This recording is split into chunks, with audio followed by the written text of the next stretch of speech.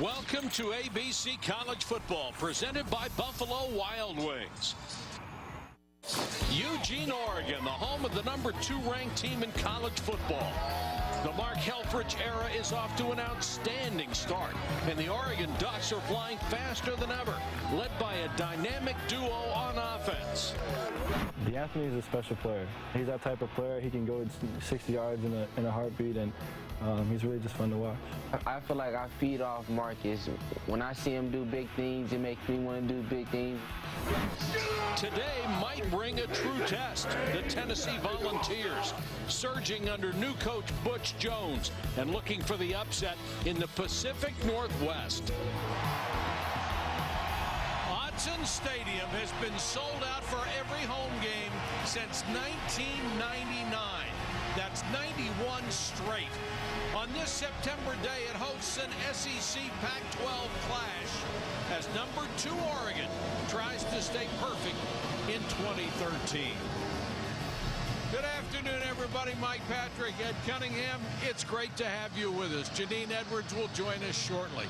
Two questions today. Will Tennessee give Oregon its first true test of the season?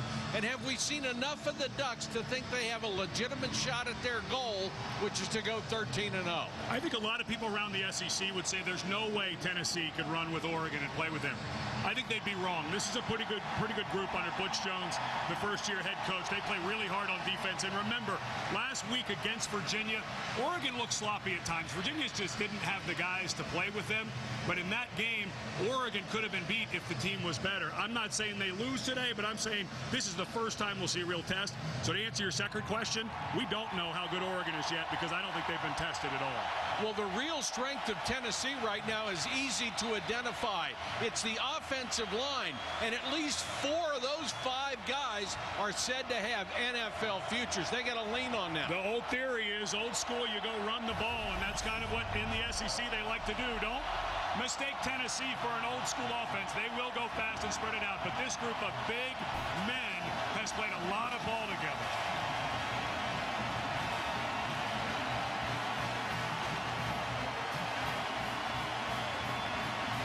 They're ready to go in Autzen Stadium. Kickoff just moments away.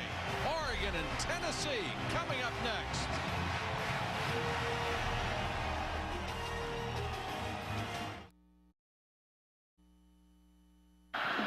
The Ducks could always play, but they wanted more. The question was, how? The Northwest is known for innovation and sound principles that build long-term value. Start with infrastructure.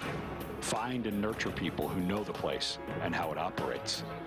Aggressively innovate within industries constrained by tradition and history. And make sure that a world-class marketing campaign is backed by substance. How do you build a dynasty in modern college football? Ask Oregon. Unfortunately, at the University of Washington, where I played, I never won in this building. But every time I've come back, I've been struck by this place when a lot of people think it's all sizzle, no steak. But the more you're around, you see the quality people that they continue to bring in. To wit, this year, because they're able to recruit not only better athletes, but smarter athletes, they are actually running a play every 17 seconds. That is 3 seconds faster than they ran it last year under Chip Kelly. Now, this is a new school powerhouse hosting an old school powerhouse. Tennessee with 6 national championships and their checkered end zones brought in a new head coach in Butch Jones this year, who one of his players, Janine Edwards, said at first came across as a bit corny. But Ed, corny's okay if you're winning. You know, in 1989, at the age of 18, Butch Jones talked his way into an internship with his favorite team, the Tampa Bay Bucks. He worked in the laundry room. Well, now 24 years later, he has taken over his 3rd consecutive program as head coach, and he told us he's had the quickest buy-in of all with these Tennessee players. No, Jones isn't a household name yet, but he's well respected among his peers for his resilience and attention to detail. His message to his team just moments ago contained the word resilience and perseverance and making the most of every opportunity today. He can relate. Mike, he's a long way from that laundry room. Janine, he has been a head coach for 6 years, and he has won 4 conference championships in those 6 years. Butch Jones will succeed at Tennessee, and they are delighted to have him. He's a guy who was 4th on the list of head coaches that were talked about to be hired last year when they made the change from Derek Dooley, and this fan base has embraced him almost from day one. What an intense, smart guy. Tennessee won the toss, but deferred Michael Pilardi to kick to Thomas and Lowe. Blazing speed. Thomas. In the open field. D'Anthony Thomas still on his feet. Out of bounds at the 20, but there's a marker down 50 yards behind where the play ended. Oh, boy. During the return, illegal block in the back, receiving team number 5. 10-yard penalty for respond to foul. First down, Oregon. Defensive back Isaac Dixon called for an illegal block in the back. He's number 5. Left side of your screen. Yep. Well, and what the officials look at, because that looked like it was almost on the shoulder, is where the guy who is blocked, how he falls. Because the player from Tennessee fell forward instead of sideways or back as Oregon comes out for offense. But that was a good call because the Tennessee defender fell forward. Marcus Mariota, the first quarterback in school history to rush for over 100 yards in 2 consecutive games. 4 wide receivers. They'll throw on first down underneath, and is it complete? It is. Up at the 24. Now they say no. Intended for Braylon Addison, who had a good game against Virginia. Justin Coleman on the coverage. Addison was looking for a pass interference on Justin Coleman, but it looked to me like Coleman got there right about the same time as the ball. I think that was a good no call.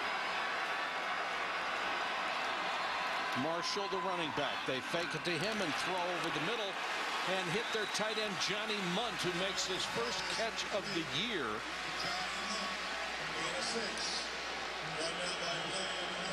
There's a situation for Oregon. They have Colt Lyerla, the tight end, normally the starter and just a tremendous athlete.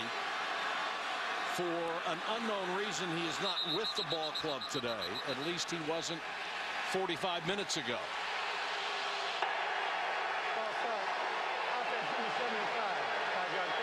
That was Jake Fisher, the right tackle, who got 5 yards for flinching.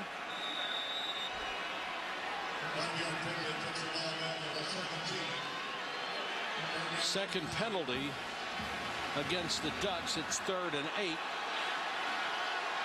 Got 4 wide receivers. Good protection from Mariota over the middle and incomplete to Thomas. Janine has more on Colt Lyerla. Well, Mike, I do not see him out here on the Oregon sideline, and Oregon officials are telling me that they had 6 players this week that were ill with a stomach virus, and they missed a couple of days of practice, and Colt Lyerla was one of them. He also missed some scheduled interviews, and he did not warm up with the team. What a huge loss for Oregon. A tough game for Lyerla last week, but he is an explosive guy with the ball in his hands. Jacob Carter back to return the punt, does the smart thing on the bouncer, gets out of the way and lets it die inside the 30 with the roll, a punt of 53 yards. In charge of the offense, junior Justin Worley, highly recruited out of Rock Hill, South Carolina. Started 3 as a freshman 2 years ago, then played in 5 last year. Really lightly played through his first 2 seasons. What they say they want out of him is to protect the football. This is going to be a running team unless they're forced to do something else.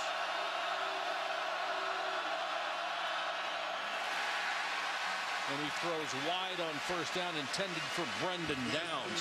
He's completing 68% of his passes, most of them of the short variety, against inferior opposition. And the thing that will blow you away if you've never played at Autzen is how loud it can be on the field. That throw there, completely off the mark. Looked a little antsy on that throw, did Worley. Rajon Neal is in as the running back, and Neal will get the carry. Ball came loose. Oregon football.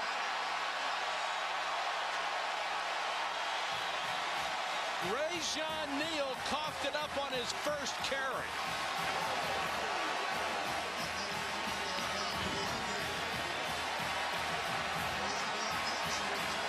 Ball comes out late. I think that was Wade Kalikipi who gets that out. Look at big number.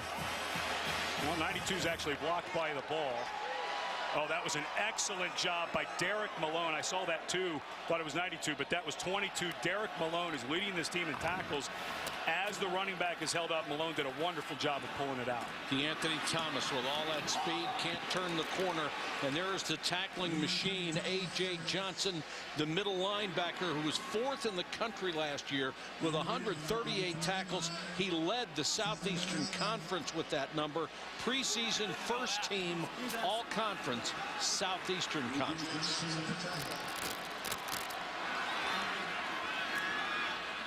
Second and 9. Little swing pass to Huff. Huff takes it near the sticks. And where they're going to mark it, he is going to have a first down at the 20. And here goes Oregon, super fast. That's the hardest part of defending them, is they change their tempo. Now going fast. Tennessee seems to be lined up okay. Fake to Thomas. Pass over the middle, incomplete, intended for Huff. Good coverage there by LaDarrell McNeil, who started as a true freshman. A lot of youth in the secondary. And that was a lot of that had to do with the secondary had the call. They were completely aligned. Oregon doesn't do a lot of shifts in motion, and that time McNeil was able to read his keys. Good jump on the ball to break it up. Mariota fakes the toss. Looks for the end zone and just overthrown. Darrell Hawkins may have gotten a fingertip on it, but he was pretty well covered by Cameron Sutton. Excellent job by Tennessee. They just ran on 4 new defensive linemen. They are without Maurice Couch, suspended for this ball game, so their depth issue, but they got guys in. Mariota is 2 out of 7 to start this game, and that was the question mark for this club. His completion percentage down from a year ago, although he's had some drops, but he has not looked sharp coming out here. Numbers are way down, and in fairness, he had a bunch of drops last week against Virginia. Most of his throws had a couple of throwaways, so numbers were down, but early in this game, that ball there seemed to really float on Marcus. Alejandro Maldonado will try the field goal from 37 yards.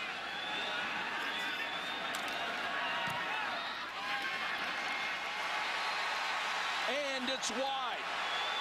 Tennessee holds after a huge turnover. Great news for the Volunteers. And they'll get the ball when we come back to Oregon. 0-0.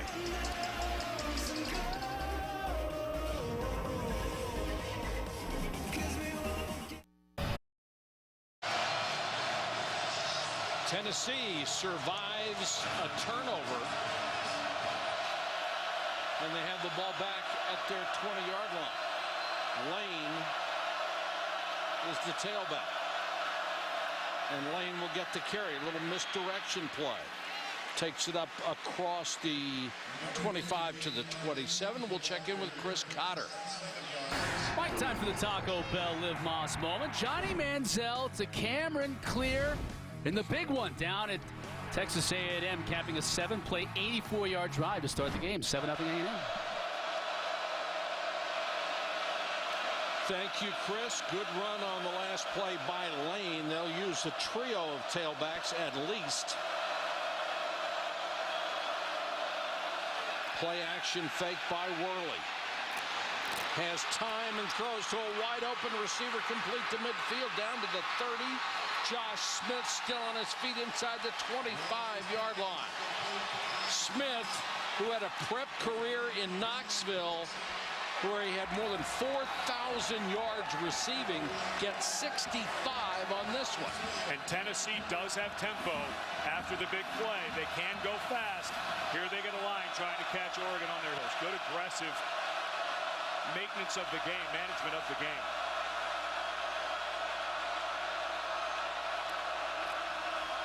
Worley gives it to Neal.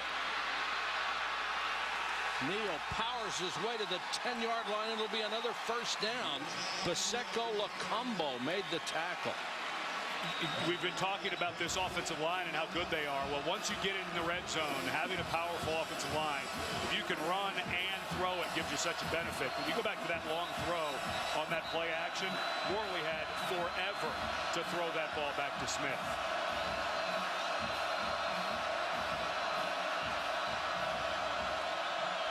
Worley has Lane with him in the backfield.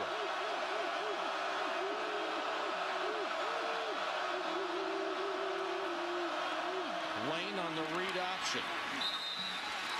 Now Oregon on that play is trying to make the quarterback keep the ball. They think he's far less dangerous with his feet than any of these running backs. But the problem for Oregon is the right side of that offensive line. Zach Fulton and Jawan James are pushing around these yellowish, I'm not quite sure what this color is, but they're pushing around those yellow jerseys pretty handily on the right side. I'd run at that right side again if I were Tennessee, or that offensive line. Looking toward the sideline for the play call.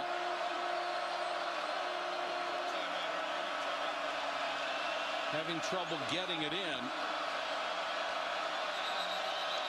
Not sure why you would. It seemed like they had time to get a play, and unless they completely had the wrong personnel, not sure why you'd burn a timeout there. It seemed like they had plenty of time to make the change.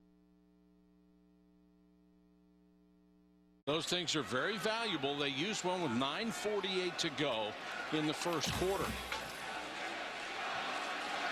And now you've got a young quarterback on the road. Difficult down and distance here. Second and goal from the 6. This is typically somewhere where you would think some type of fade throw into the end zone or a slant, but they really haven't had to have Worley throw the ball much. The first 2 games were pretty easily won. If you're going to beat the second-ranked team in the nation, certain things have to go right. Oregon's already blown a 50-yard kickoff return by a penalty. And missed a field goal. And missed a field goal after not taking advantage of a turnover. So for Tennessee, so far so good. It's got to be 7, though. You get down here, you can't take 3 points if you're Butch Jones. You're thinking 4 downs all the way here.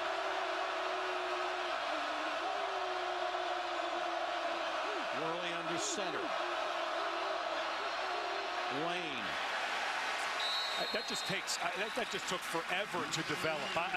The one thing Oregon can do across the field is run the ball. If you've got a power offensive line, don't run a delay run. That eventually Oregon is athletic enough to get off the blocks of the big guys. You just have to run right at them. And here, I think you got to think about a bootleg for your quarterback. Worley not great throwing on the run, but I think you want to get him away from the line of scrimmage.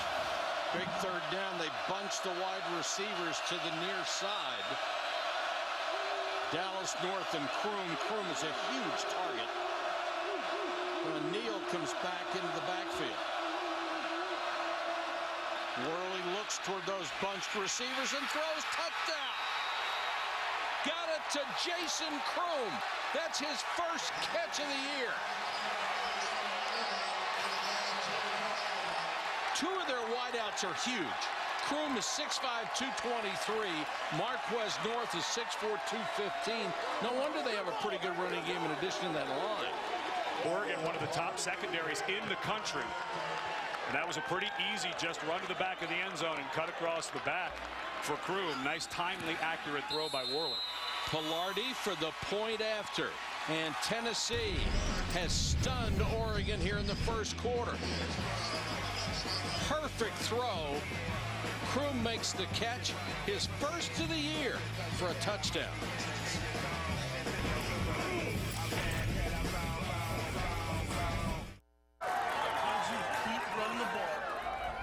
You know that one's yours, right? They've each had 8, you 7. Is it because you're a slower eater or not man enough to claim what's rightfully yours? First it's a wing, then it's your seat at the table. So tell me, are you a little baby boy? ESPN's College Football on ABC, brought to you by Buffalo Wild Wings, the official hangout for NCAA football. Nissan, premier partner of the Heisman Trophy, and New York Life Insurance Company.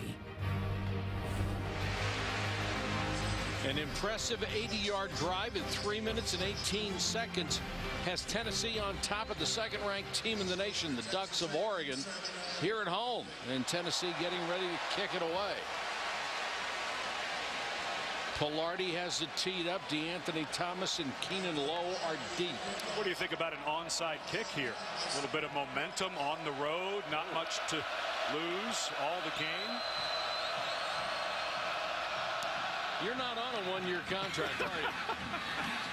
Neither is Butch Jones. Good point. DeAnthony Thomas. His speed, particularly his acceleration, are ridiculous. And one of the stories around him here has been the completion percentage for Marcus Mariota. He had a throw earlier that we missed that had been tipped on the line of scrimmage that looked inaccurate, but his feet look good. His timing looks okay. He seems to be stepping into his throws. Just right now, the ball getting away from him. In studying him last week and this week, he does have his feet can be a little late to readjust for his throws, but so far I haven't seen that. Just been the ball's floated on him a little bit, it looks like. Maybe the tip is up or some little mechanical thing. Mariota that time really just standing flat-footed from where he caught the ball, threw it incomplete. This defense for Tennessee was atrocious last season. One of the best offenses in the country. Lost a tight end and 2 receivers to the NFL, but this defense is playing so much better than they did a season ago. Thomas swallowed up by that front wall, and particularly Daniel McCullers at 6'5", 351. McCullers, a guy who spent a little while close to 400 pounds during his time at Tennessee. A lot of people got a rude awakening when Butch Jones and his off-season calisthenics program came in. A lot of weight was lost on the front line for the Volunteers during the offseason. He's going to be a force. They're trying to double team him. Mariota down the sideline. Addison. This is the guy they are so excited about out of Missouri City, Texas. They think he can be just a tremendous playmaker. He is already a tremendous blocker. That was a gain of 38. They go with a hurry-up. Thomas. And this is the same action they got on the inside runs last week against Virginia. There's nothing there. Mariota with a great throw. There was a safety over the top. The corner, Coleman, was lagging behind. But we talked to Coach Helfrich yesterday about running the ball inside. And Scott Frost, the offensive coordinator. Oregon will continue to do it because it does make you respected. So even if they don't get any yardage, they're trying to set something else up. Mariota. Down the sideline inside the 5. He started this game averaging 26.1 yards a rush. 26-1. He just hurt his average. He only got 20 on that one. But this is where this offensive line excels. They're not great at getting big push, especially against the big physical defensive line. But when they get outside, they're awfully athletic. Mariota pounces on the fumble. You know, if you're a defense, you just have to be scared to death. You've got both Thomas and Mariota in the backfield. Not a great snap by Horonis Grasu, the veteran center, but looked like Mariota should have been able to handle that. Burnt it down. Second and goal. Mariota in trouble. McCullers got there first, spun him around, and then Marlon Walls gets the sack. But McCullers deserves part of the credit. McCullers does a wonderful job of keeping his feet as he goes down. Excuse me, that's Salisbury, not McCullers. Another big body in there for Tennessee who was not on their depth chart.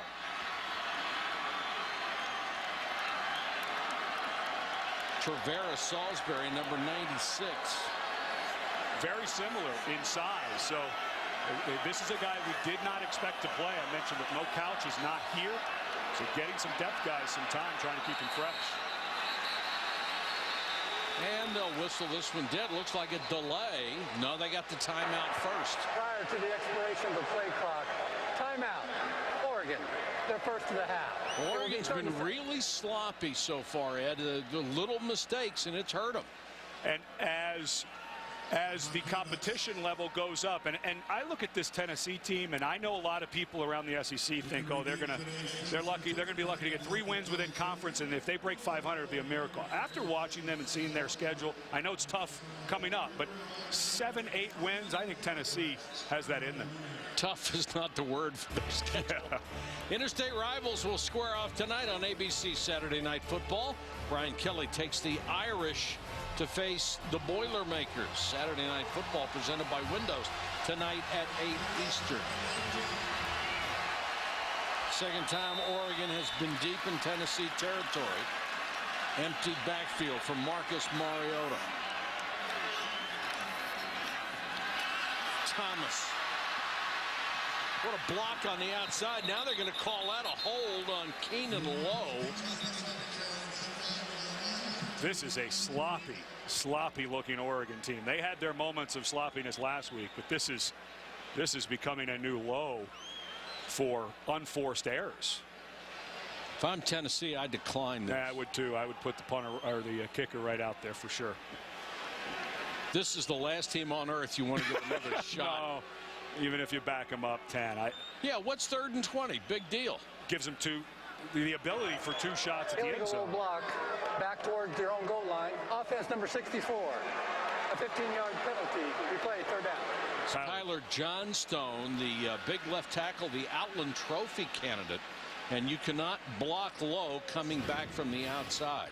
This is one of those safety rules. You cannot go back towards your own end zone. So Oregon's end zone is behind them. That was a good call there. That play used to be illegal, but now they're saying when an offensive player is going back towards their own goal line or back in towards the ball from the outside, they're now calling that a penalty. And in Tennessee, smartly here, I agree with you, Mike, declining this penalty. And Johnstone has no one to blame but himself because he missed the initial block to set that up. And Jordan Williams, the guy he's going against, has been very active. They give him a little bit of a free rush inside. So Oregon, because of the declined penalty, deciding to go for it here on 4th down. I've got a very aggressive call. Why not for Oregon? They feel like they can score all the time. Now, if you're Tennessee, you better be worried about Mariota with the ball in his hands on the edge because he can really run. I think he'd be coming here to his right. 5 wide receivers, 3 to the near side. Mariota looks this way, throws underneath, touchdown DeAnthony Thomas.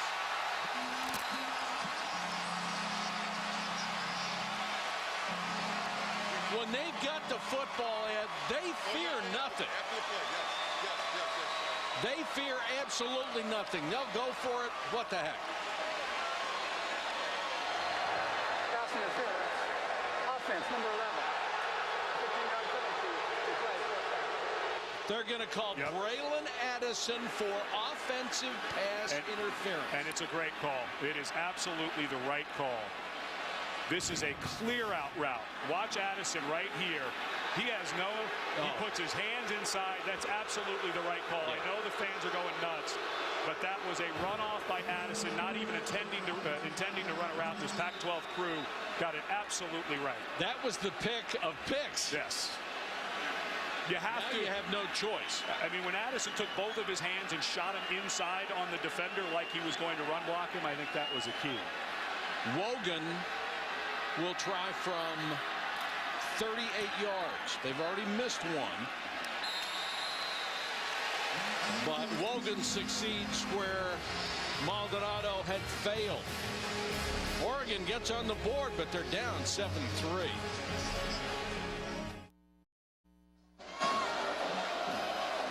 54,000 strong here at Autzen Stadium have just seen their beloved Ducks get a field goal, but they trail 7-3. Vincent Dallas is deep to return the kickoff. He waits 3 yards deep in his end zone.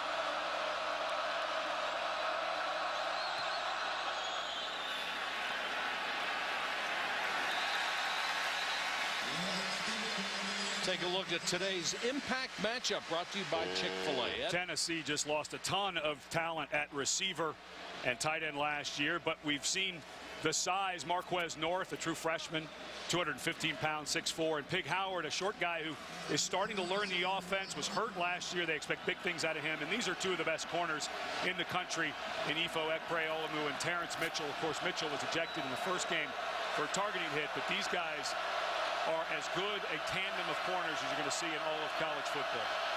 Rajon Neal, who fumbled on the first series, was in as the running back. He gets the handoff. Gets about 2. We check to the studio. Chris Cotter with an update. Time for the Dr. Pepper 10 conference update to the SEC and Kyle Field. And down 14-0 already. A.J. McCarron finds Kevin Norwood 22 yards. It's 14-7 Aggies. Say what you want about Johnny Manziel. He can play some football. Neal. Boy, he had an enormous hole off the left side. Instead, he cut it right back into traffic. He might still be running if he'd gone left. The left was there, but a safety was coming down. But watch the push on this right side. The Oregon Ducks on the inside were getting pushed around a little bit. Tennessee may have the mixture necessary to keep this game close. Empty backfield for Worley. 5 wideouts.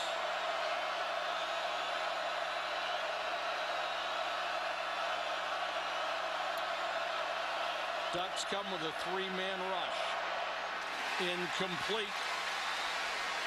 Intended for a starting tight end, Brendan Downs. But outstanding coverage. Bosiko Lacumbo, young man who was born in the Congo. Well, we were just talking to British Columbia, had the coverage. We were just talking about the corners for Oregon. Their entire secondary coverage with their linebackers is outstanding. That time, Worley had nowhere to go. He came down to the tight end because that was the only thing close to open. But Lacumbo even knocked that ball away. Pilardi, who is a very good directional kicker. See if he tries to keep it away from Addison, or they'll kick to him. They do. Addison at the 23. He's got a seam on the right side. Braylon Addison. You can't teach speed, but holy cow, they've acquired a lot of it. 40-yard return. You talked about the directional kick. The goal for Tennessee was to kick this to the outside third of the field, not to the middle of the field. The idea for a return being set up is so much easier in the middle of the field because you can go any direction you want. That was a physical error by the punting team from Tennessee. You want to get that over by the numbers, not in the middle of the field against this speed. And there was exceptional blocking on that return for Oregon. Marshall is in at running back. Huff also #1 right now in the backfield, but he'll go in motion. And they'll throw it to Huff. Got a block on the outside. Fumble. And Tennessee's got it. Brian Randolph, the safety, knocked it away, and Cameron Sutton pounced on it. Not so sure this is not going to get looked at. Mark Helfrich was just looking up at the Jumbotron to see. This looked to me like Huff, like the ball is not coming out. That's not a fumble. So this will be reviewed.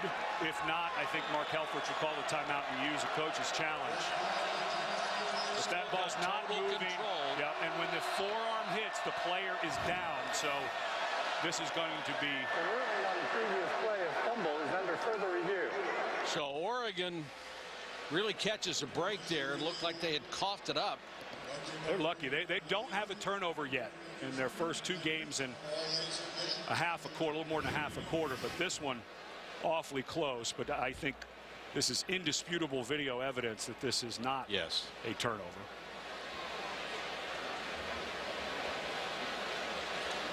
That's some really good looks at it too. That he's in complete control of it until his hand hits the ground, the hand in which the ball is. So that's the delay is in looking at this is checking the spot they also have to look at the clock and move it back a couple of seconds. So it gets a little complicated. So it'll take a little longer, which I think Tennessee wants. Take a little time, catch your breath. It's a great timeout. Oh, absolutely. Maybe get an orange slice or something, get you ready for the next play. But this, I think, is an advantage to a bigger, more physical team in Tennessee. No doubt when you put the film on for Tennessee, I don't care what they look like this year. This is still an SEC team. They may not be the Tennessee of the late 90s, but this is an awfully good group, I think, that Butch Jones. They may not have the offensive speed yet to compete in the SEC East, but they're sure playing hard.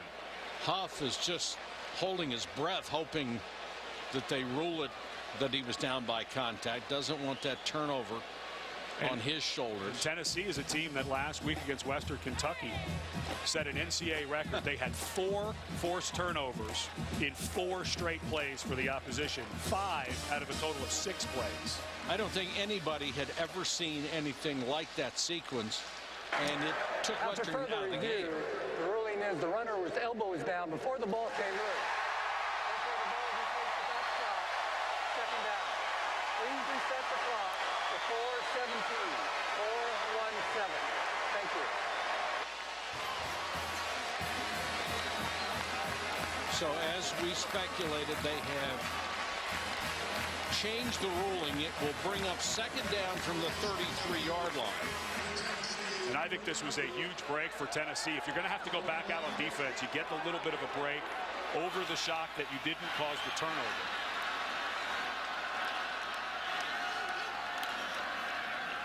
Thomas got outside, takes it down to the 25-yard line. That should be enough for a first down. That play was blown up about 3 times by Tennessee players, and he just continues to dip in and bounce out. He's quite special. Got it again.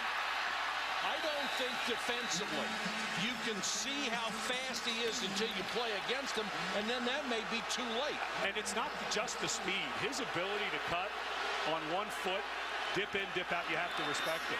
They're going at warp speed now. Mariota, what a fake to get away. Throws to his wide open tight end, Johnny Munt, touchdown. Mariota made a fake. Darryl McNeil had him dead to rights, and it was, I'll see you later.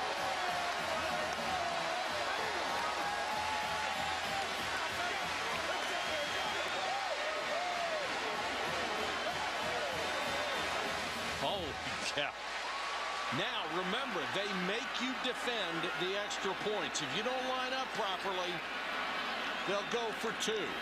Last week at Virginia, we saw them go into kick formation and go for 2, and they made that one. So you can't trust the Ducks on special teams. They pressure you and make you work every part of the game. Kicking, special teams, kicking, offense, defense. They make opposing coaches lose a lot of sleep getting ready. What a move to get free, and a perfect pass running to his left, and a touchdown. Ducks take the lead.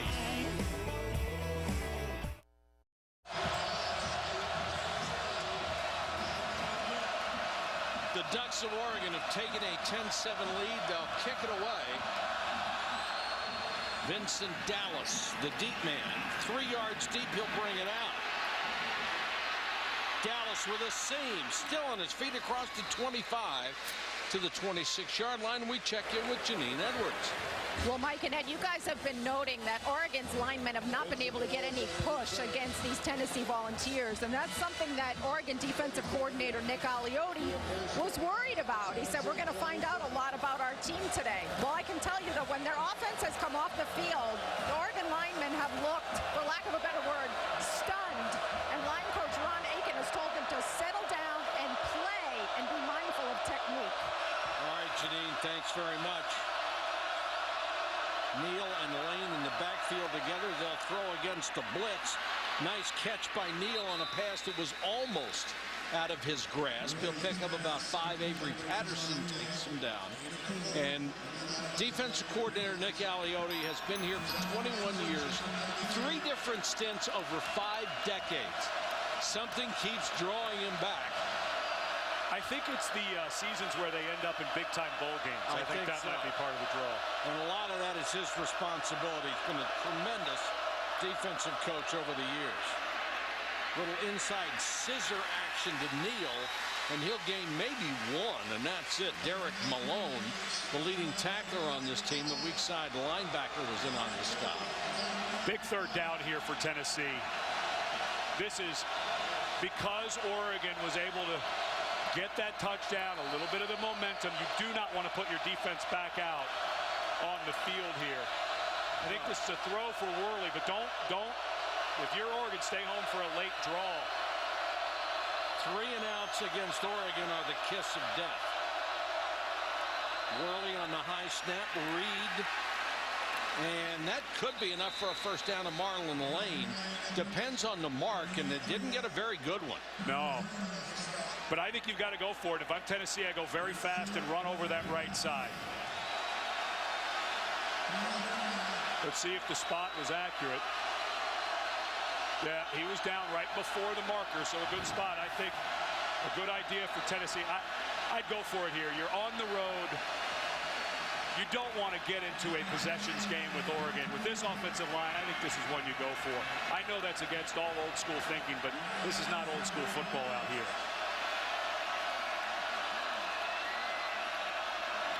Pilardi to kick it away. This time they'll try to kick it to the sideline and do. They learned from that huge return on the last play, and Pilardi with better execution on that one. 2 top-ranked teams highlight ESPN's primetime doubleheader tonight at 7. Vanderbilt against the 13th-ranked Gamecocks of South Carolina. Then 10:30, James White and the 20th-ranked Badgers face the Sun Devils D. Both games on ESPN as well as live on Watch ESPN. Arizona State bouncing back nicely under Todd Graham last year. He's one of those coaches like Butch Jones with tons of energy, does a lot of work off the field as well as on. They're looking like they're getting better. Thomas, not much running, or Byron Marshall, not much running room this time. Taken out of bounds. Still picked up 5 yards. Isn't that amazing that a 5-yard run just looks like it was a terrible execution play by Oregon.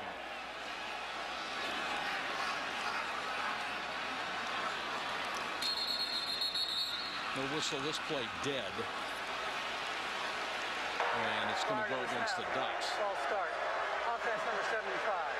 5-yard penalty. Second down. That's the 4th flag in the first quarter against Oregon. They were troubled by penalties a week ago. Still, as fast as they operate, I'm amazed they don't have a penalty every other play. Well, one thing we were talking about with the coaches yesterday, because of the upswing in talent, they're able to recruit smarter players. Weed out people and say you may not be able to pick it up, so they've actually gotten faster. Pass underneath to Lowe, and Lowe makes the catch and then is crashed as he gets to the 29-yard line. Cameron Sutton with the big hit. Third down about 3.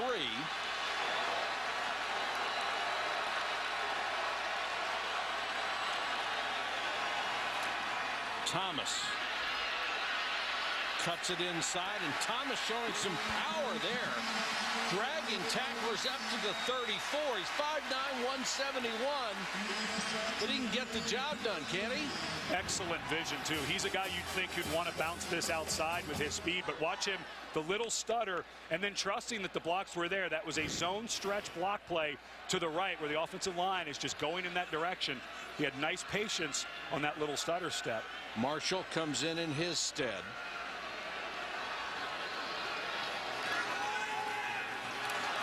Mariota with time. Munt, the tight end. Midfield. 40. Still on his feet. Got a block. Stiff arm gets him inside the 10. Johnny Munt, a true freshman. 6'4", 232. Cameron Sutton just got shoved out of the way for a gain of 57 yards. And they are ready to snap it again.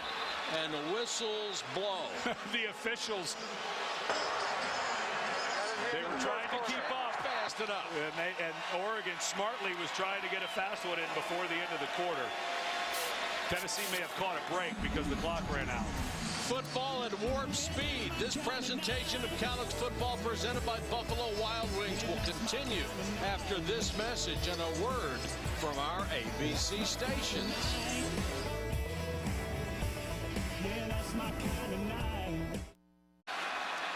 First and goal for Oregon at the Tennessee 9-yard line.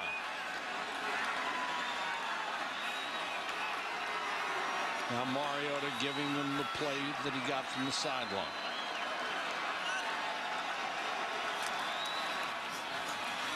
Option. Mariota. Touchdown.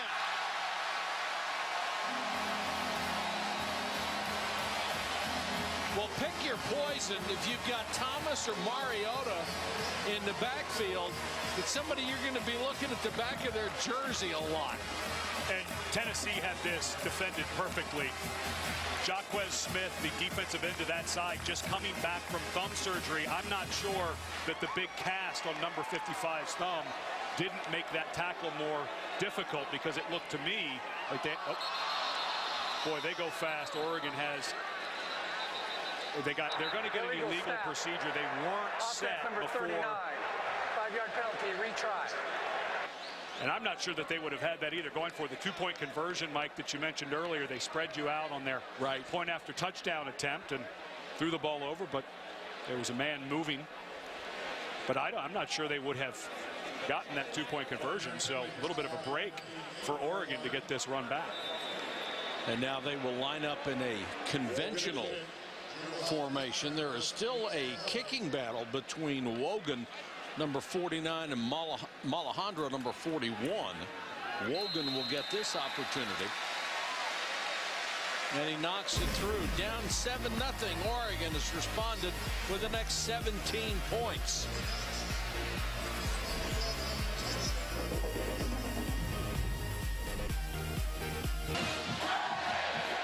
Tennessee had this misdirection read option defended perfectly. Jacquez Smith was in good position. I made the comment, maybe it's that cast on his right thumb that made him miss the tackle. He's been out since camp with that broken thumb, but I don't think if he had 6 opposable thumbs, he could have made that tackle. Mariota is so much quicker and faster than you think he is. Nice move by number 8. Dallas runs up on it, has to take it at the hop at the 11. Across the 20, still on his feet to the 31-yard line. We check in with Chris Cotter. And we check in with the happenings at Kyle Field, and up and down the field they go. Flea flicker this time for Alabama, and McCarron is going to find a wide open DeAndrew White. 44 yards later, we are all knotted up at 14 apiece. Bama and A&M and Florida State right now over on ESPN trailing Nevada 7-3 late in the second quarter, guys. All right, thank you, Chris. Tennessee now has to regroup from its own 31.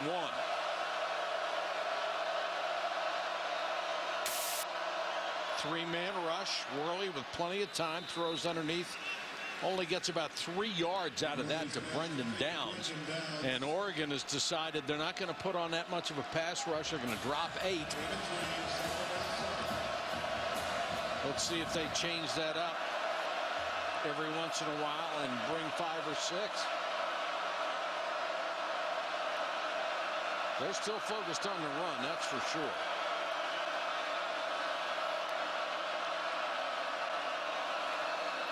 Worley gives it to Neal. Cut down as he reached the 36-yard line. Ekpre Olumu, one of the best corners, if not the best corner in the country, rated by the scouting services, cut him down after a short game. Full game. He can cover, he can come up and force the run. He does it all. Third down, call it 5.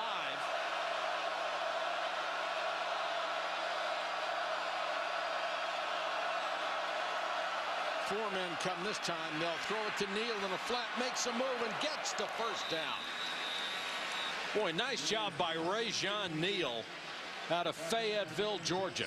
And here is where one of the, we were talking about, is Oregon the #2 team in the country? They lost a bunch of good linebackers last year. Kiko Alonso and Michael Clay. Of course, Deion Jordan was a first-rounder on the outside. But that time you saw some of the depth. That's Joe Walker, a sophomore, who has to be in the rotation because of how Oregon plays, but not as good in space as some of the front line guys.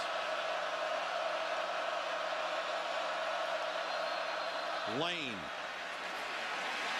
Now swallowed up that time. Taylor Hart. In Tennessee with and the Alex ability. Balducci, excuse me. Yeah, with the ability to go fast. Tennessee changing their tempo up a little bit here. They talked how they'd slow down some to give their defense a break, but they seem to have a little something going, a little faster tempo here on this drive on offense. Lane gets the carry, rather. Had a hole off the right side, maybe a yard shy of a first down. Well, number 72, Zach Fulton, the right guard, is a guy who is just having a monster year. The coaches are so happy with what this senior is doing up front. And this right side of this line, that's right where I would go, or at least play fake there and go the other way, because right now Fulton and James are getting, just like they have been from the first snap of the game, are getting a lot of push. Well, you'd think this is right in Tennessee's wheelhouse with that offensive line, 3rd and a yard. Butch Jones didn't like what he had over there. You know, here's a place where if I were Tennessee, I would take a shot here. I would try to go with a play action, see if you can get one over the top, because I don't think there's any chance you would punt the ball on the plus side of the field inside of 2 yards to gain.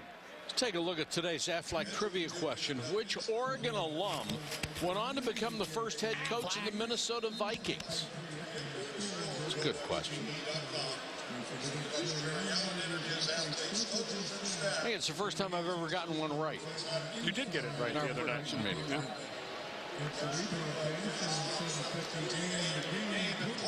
Means I got another 10 years before I get another one. And all of this time with Tennessee on the field, allowing that defensive front, which started to look a little worn out for Tennessee on the last drive, to get some of that energy back. Lane now set up as an I-back. 8 yards deep.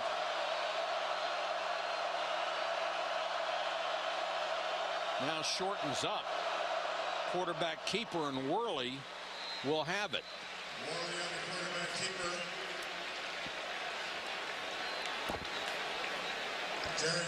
Nick Aliotti, the defensive coordinator for Oregon, one of the most innovative guys in the game. They play a little different technique with their defensive line than a lot of colleges play. There's Nick there in the shades. They kind of squat down. They're not trying to penetrate necessarily, more trying to build a wall. But he says the hard ball runs downhill with big offensive lines could be a challenge. Pressure coming this time. Worley steps up and throws too high, and he had Dallas open. This was one of those ones where I think Worley he took one too many hops before he threw that ball. He saw the receiver open. Watch this extra shuffle after Worley sees the man downfield right there. And I think that just let the ball float a little bit.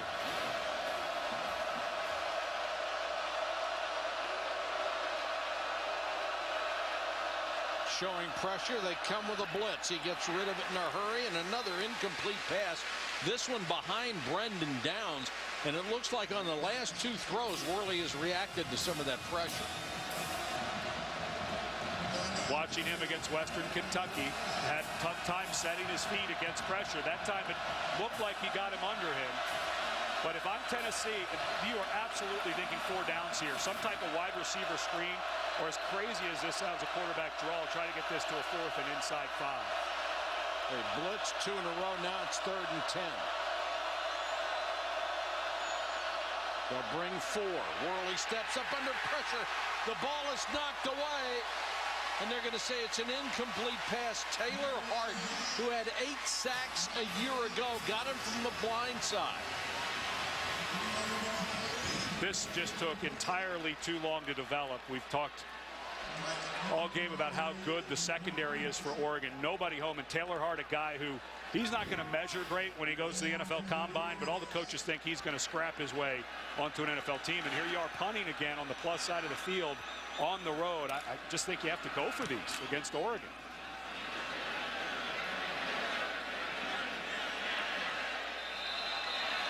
And that will go into the end zone. 11:18 to go in the half. Oregon with the lead on Tennessee. ESPN's College Football on ABC. Brought to you by Chevrolet. Find new roads. Denny's. Build your own omelet at Denny's. America's Diner is always open. And the Home Depot. More saving, more doing. That's the power of the Home Depot.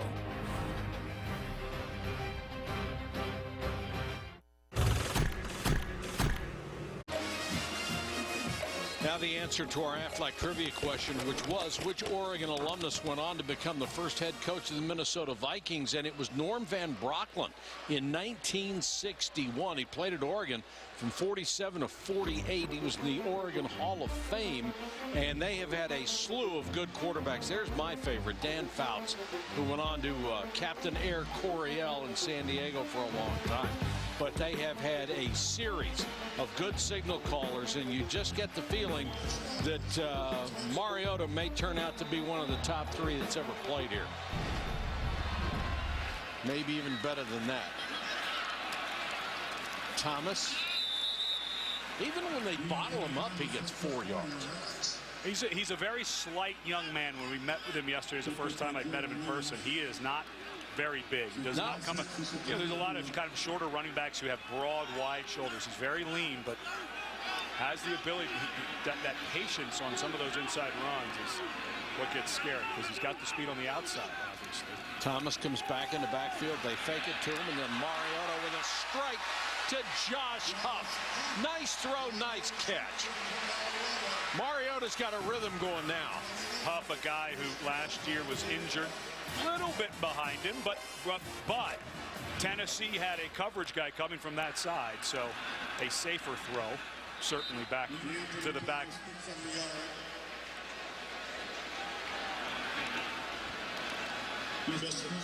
Mariota had a tough start, only 2 out of 7. He's hit 6 of his last 7, though. He's a very quiet guy by nature, so the coaches have been engaging him to get more involved with communication and talking to the players. But boy, he has an even keel. When you talk to him and are around him, not much flusters him. Fakes to Thomas. Over the middle again. Huff! Wide open. Touchdown. 54 yards. That was too easy. Same play they ran 2 plays ago.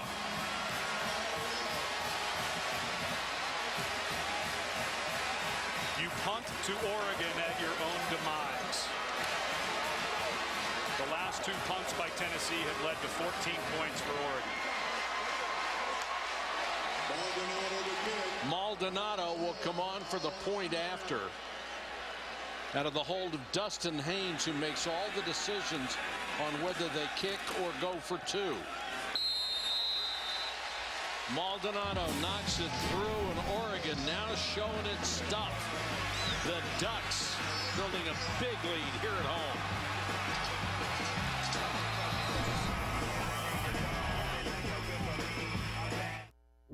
Introducing a car company that's never made a single car. We took the power of a 9-year-old V8 and gave it the impressive. Oregon's speed and explosiveness has taken them to a 24-7 lead after they trailed 7-0. Matt Wogan ready to kick. Vincent Dallas is deep. Had a good return the last time. High short kick. Taken by one of the up men, and they'll return it out to the 35-yard line. Ed? Well, we'll take a look at the good hands play brought to you by Allstate. This is 3 receivers against 3 defensive backs, and as Josh Hunt rolls off the line of scrimmage, he ends up in one-on-one coverage. Unfortunately, Ladero McNeil takes an outside technique. You cannot let a receiver cross your face. When you end up in one-on-one coverage, you have to force him to either run through you or push him over the top. That, as you said, Mike, was just a little too easy for Oregon. Tennessee starts at its own 30. Neal picked up maybe 2. Avery Patterson, the free safety, with the stop. Here's Chris Cotter. Let's take you out to Doak Campbell Stadium over on ESPN and Florida State. Jameis Winston's going to find Kenny Shaw here, capping off a 7-play, 92-yard drive, putting the Noles back on top. Chris, Florida State has always seemed to have that one game that dooms them. They're hoping that today was not that game. This is going to be a motion penalty against Tennessee. Prior to the snap, false start. Offense number 83, 5-yard penalty, still second down. 5-yard penalty puts the ball back in the 27. Second down, 14. Well, you don't want to have unforced errors when it feels like the tide is turning like it is right now against Tennessee.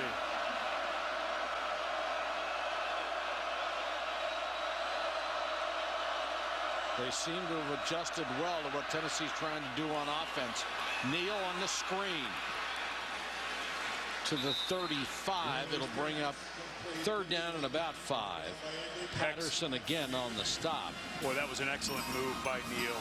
Once again, Joe Walker, the sophomore linebacker, in there for some depth, missing the tackle in space and making this a manageable 3rd down. And this is a down and distance where Nick Aliotti, the defense coordinator, may want to bring one extra guy, put a little pressure, but he doesn't even need to. This is a tough down and distance for Tennessee.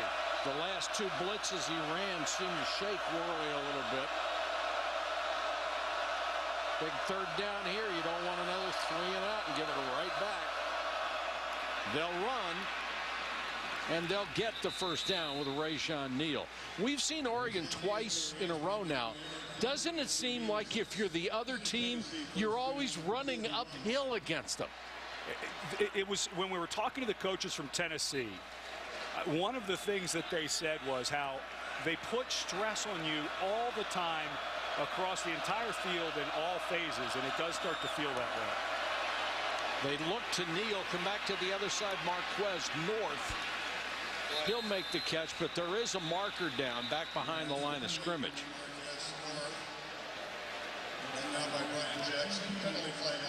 Jackson made the tackle, but checked the marker. Holding. Offense number 64, a 10-yard penalty. Replay, 1st down. That's 3rd team preseason All-SEC center James Stone called for the hold, and that'll bring it all the way back to the 31.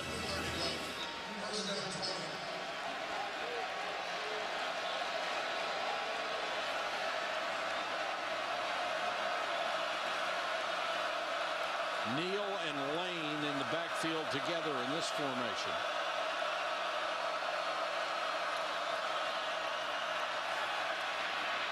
Worley out in the flat to Neal against a host of tacklers. Stopped at the 34. This secondary from Oregon, and now seen them 2 weeks in a row, and Virginia and Tennessee don't have quite the speed that Oregon is going to see, especially as they get into their Pac-12 schedule. But a lot of these long throws, the reason the quarterback's having to come down to the dump, there's nobody open. It's really impressive to watch this back end for the Ducks. Well, a lot of times they have rushed only 3 and dropped 8, which can give you great coverage. But you're right, Ed, the secondary has done a special job so far. Worley again on 3rd and long, no pressure, and throws and misses his tight end Brandon Downs badly. There's just nobody open. Of course, it's 2nd and 17, so they did only rush 3 and dropped 8, but Oregon secondary just looks like they're in control. Usually the secondary feels like they're backing out, having to guess.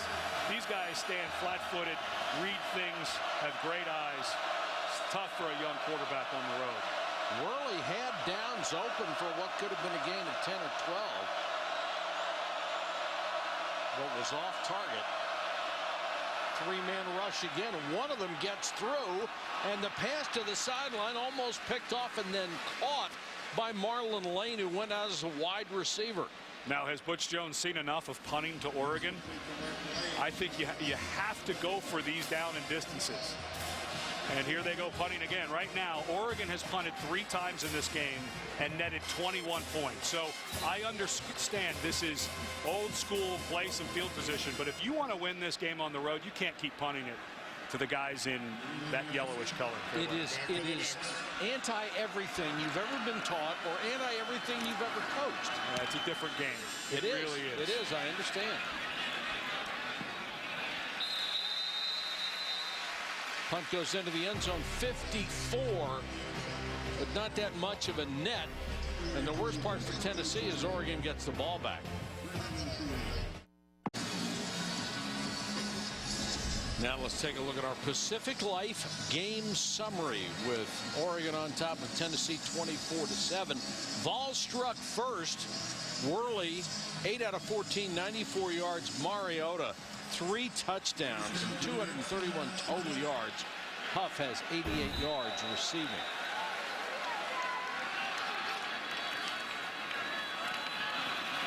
Marshall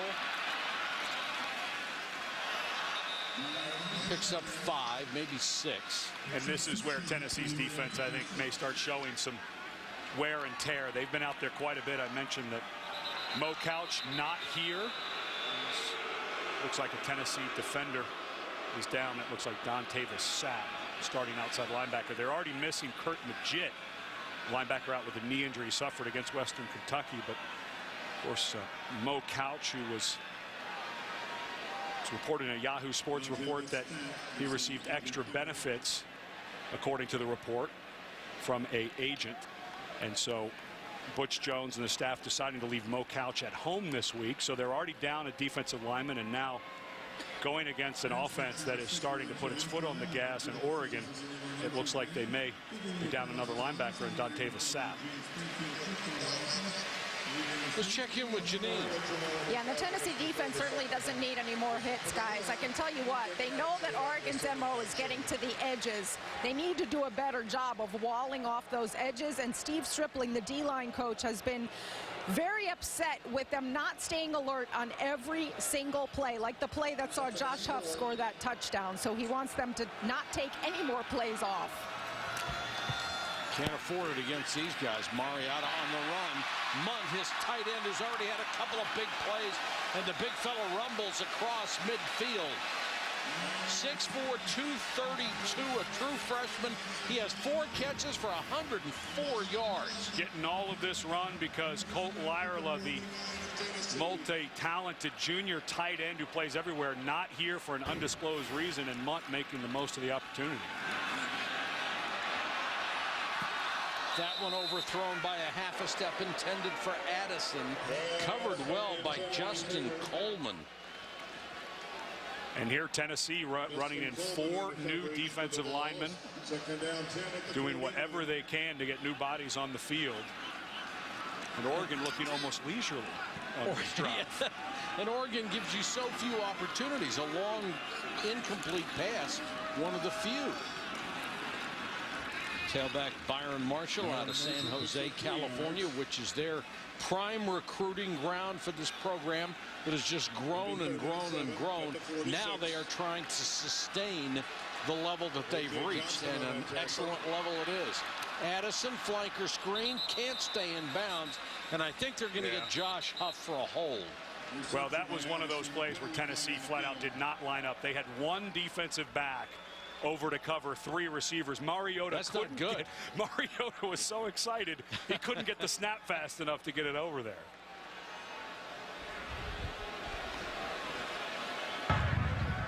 Holding. Offense number 1. 10-yard penalty. Replay, 3rd down.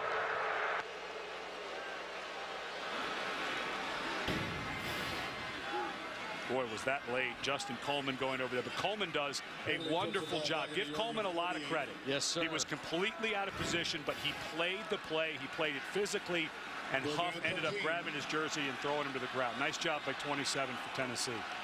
He's thinking to himself, it's me against them, huh? He won. Marshall.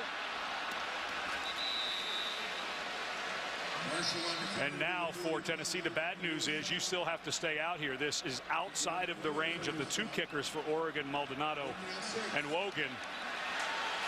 And so for Tennessee, and they go so fast. Here they go, ready to snap already. Don't know what they're going to do. They don't even hesitate. Mariota wide open. Daryl Hawkins walks in.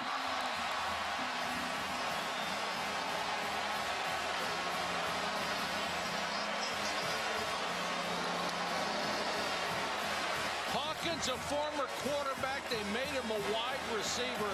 And one of the problems for a defense against a hurry-up offense is you finish a play, then you get back to your spot, and you're not sure what the defense is, so you stand there and wait, and somebody blows by you, and it's over. Wogan for the point after. Well, this time Justin Coleman makes the mistake of going to the swing route, completely letting the receiver, Daryl Hawkins, run by him. But that was a mistake on what the assignment was. That's what Oregon does to you.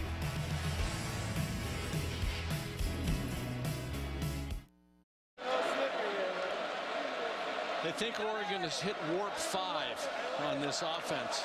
They have stunned Tennessee after the Vols took a 7-0 lead. It's now 31-7. Short kick again out to about the 30-yard line. Tennessee will start from there. One of sports' greatest rivalries will continue on Sunday Night Baseball. It's a big matchup. Robinson Cano and the Yankees try to keep their hopes alive when they go against David Ortiz and the Red Sox. Yankees and Red Sox tomorrow night at 8 on ESPN, as well as on Watch ESPN. And that wild card race in the American League is something else.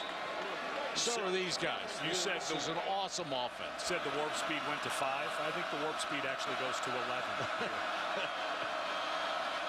Oh, I didn't say they were done. Yeah, they've got more on the top end, huh? Yeah, they haven't turned the meter up yet. Rajon Neal with a couple of yards. Now, if you're a play caller for Tennessee, I mean, what are you thinking? We've got to take, we've got to make this possession last a while so our defense can rest. But still, if we don't have to get something out of it. There's Mike Bajakian, who came from Cincinnati with this staff, a good core of guys who've been together since the Central Michigan days, went to Cincinnati. But I think you just have to you have to stick with the run game as hard as it is, because I'm just not sure you have the receivers and quarterback to get back from this. Worley after the fake.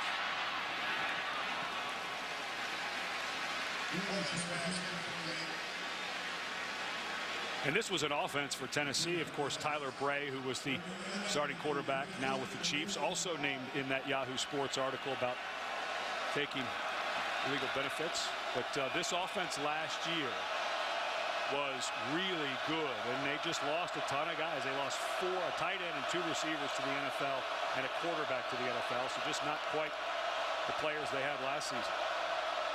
3rd and long. 4-man rush. Worley on a run, throws underneath. That's going to be short of a first down, complete to Vincent Dallas, but 3 yards short of the sticks. Troy Hill with a nice tackle. Now it's 4 for 4 in punts for Oregon to score touchdowns. Let's see if Oregon goes 5 for 5. I know that it says you should punt here, you're on your own side of the field, but you just get a sense the way Oregon's going, they may be able to punch another one in here before the half. Braylon Addison is the deep man. He waits at the 20. Nice kick from the 16.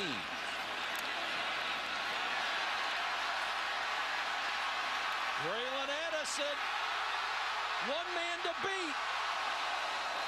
just tripped up as he got to the 45. Justin Coleman saved it after a 30-yard return. How many game breakers can you have on one team? We had Oregon at Virginia last week, and the coaches kept talking about Addison. I'm not sure Addison has the top-end speed of DeAnthony Thomas, but he runs really hard. He does not go down easy. He's good in space. A much stronger guy than he appears. Looks like he has a slight frame, but he is awfully difficult to tackle. And I know they're all tied together. Foul, hitting a player out of bounds. Receiving team number 1. That penalty will be enforced half the distance to the goal from where the kick was caught. First down, Oregon. Oregon. That's Josh Huff, and that's a huge penalty because they take it back to where the ball was caught. They don't mark it off from where he ended up, and they take it half the distance to the goal. But the thing about their kicking game is not only do they have brilliant return men, the blocking appears to be exceptional. Top of your screen, Josh Huff. As you force the player out, once he's there, you can't hit him again. You can push him out of bounds, but then you can't make the hit. But you got to wait for him to come back. Then you can pop him again. But when we were talking to Butch Jones, he and his coaches, when they were studying Oregon, they said, you start looking at the quality of this program and where it really shows up and how good they've gotten with their depth of talent is on their special teams. Yeah. They have a bunch of frontline guys. Because they're second stringers, especially on defense, play a lot of defense. They have guys with a lot of experience, and they can be very dangerous. So Oregon backed up inside its 10.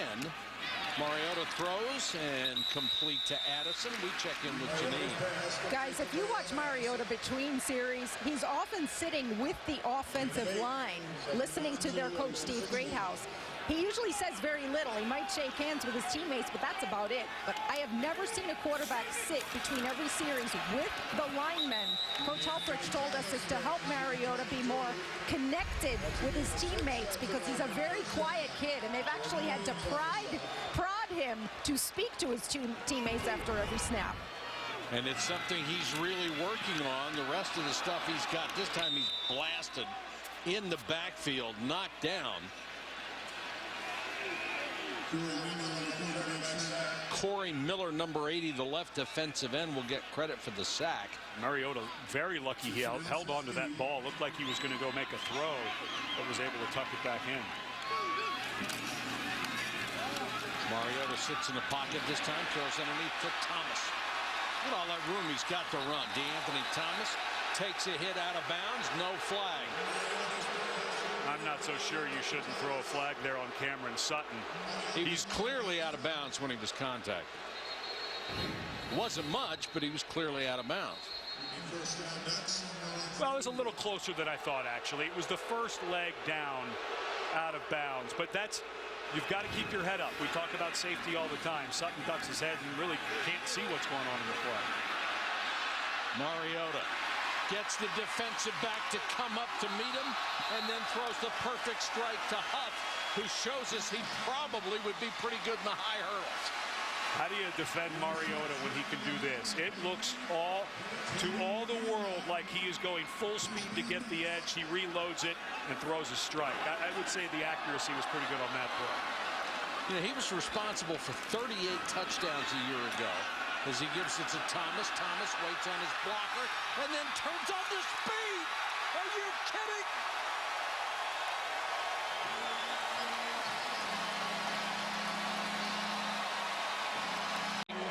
Behind his left tackle, Tyler Johnstone, saying, come on, big fella.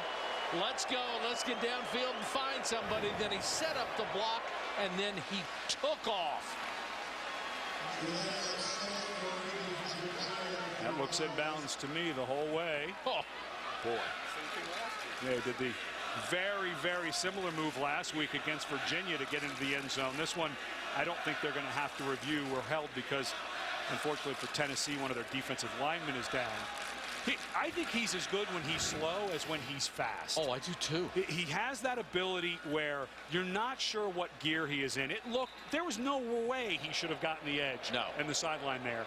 But it was the slowdown waiting for Johnstone and his block that really Tennessee made it happen. down on the play. The one thing I think is going to hurt Mariota and Thomas when it comes to national recognition is they're not going to play any fourth quarters.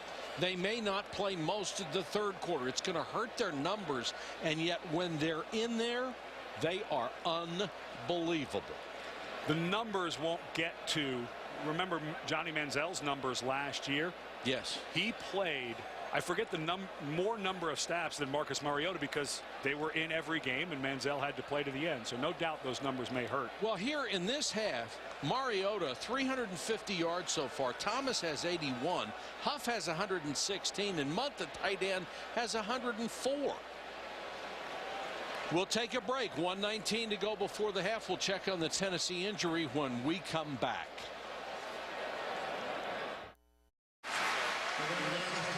Coming up, John Saunders and Jesse Palmer will have the Cooper Tires halftime report. They can take up the whole half showing Oregon offensive highlights. And unfortunately for Tennessee, it looks like Traverse Salisbury, defensive lineman, he had a sack earlier in the game. Of course, we mentioned that Mo Couch is not here, pending an investigation into whether he received improper benefits. So this defensive line, which is already worn out and already down 37-7, getting, it looks like, potentially another man thinner. Maldonado will come in to kick the point after, presumably.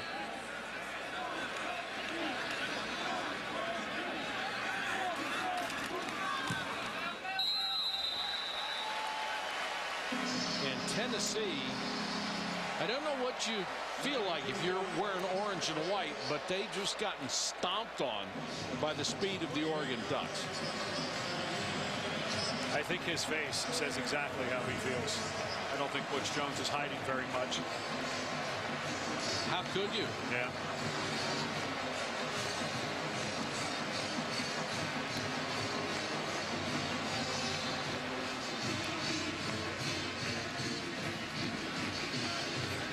.38-7 with 1:19 to go in the half. And I think if you're Tennessee, you have to come out and let Worley try to work the hurry up and get something going. I know you only have the one timeout. You used the two earlier, but you have to, if for any other reason, that's something you're going to need to work on for later in the season.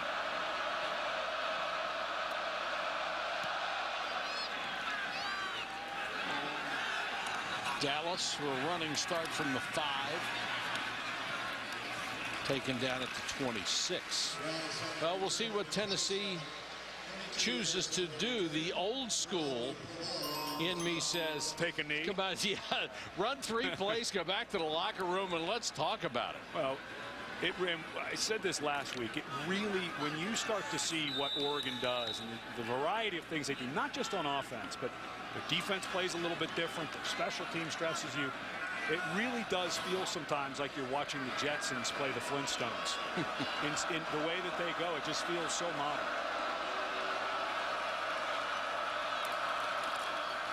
Worley hands it off to Marlon Lane. I've got a better way. Make sure Oregon's not on your schedule. Yeah. Raheem Cassell on the stop after a gain of 5. Second down 5. And for Tennessee, unfortunately, this is the start of a run of games. Oh, their schedule is just grim. Of course, they've got the protected game against Alabama because of the tradition between Tennessee and Alabama. And, oh, thanks. So that's thanks so much. That's the team we get from the West every year. Yeah, we appreciate that.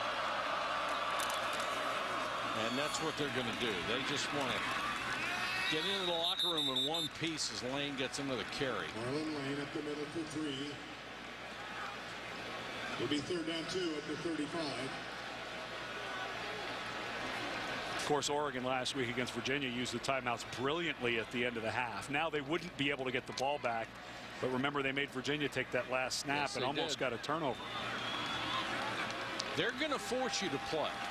There's no doubt about it. It's about making more plays. That's the goal of what they're doing. Let's just play more plays and see if we can't beat you. The more times we roll it out, the more chances Oregon has to run by you. What a first half performance the Oregon Ducks after they fell behind 7-0, lead 38-7. Here's Janine. Mark, after a somewhat sloppy start to the game, you guys are rolling now. In what ways have your players made the best adjustments? Well, I think we just kept playing. You know, this is Tennessee, as we said all along, is a really good football team, and our guys just need to keep playing. Had a little adversity there, had a couple situations that we can correct, had a touchdown called back, but we played through it. What do you want to see your guys do a little better in the second half? Play the next play. Everything. Thanks, Mark. Thank you, Janine. At the half, our score is Oregon 38, Tennessee 7. When we come back, John Saunders and Jesse Palmer catch you up with the Cooper Tires halftime report. This presentation of college football brought to you by Buffalo Wild Wings. All right, guys. Welcome to ABC College Football, presented by Buffalo Wild Wings. Marcus Mariota, sophomore quarterback. We play fast because it's our culture. DeAnthony Thomas, Jr., running back. Like, we're bringing a whole different flavor to the game.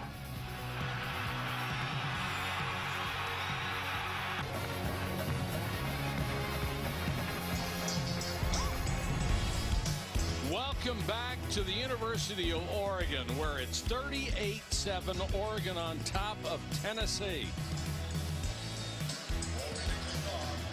The Volunteers will get the ball to start the second half. Vincent Dallas, the deep man.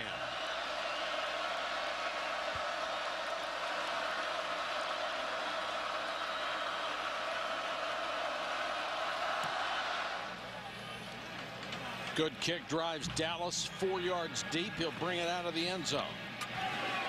And is whacked as he gets to the 13.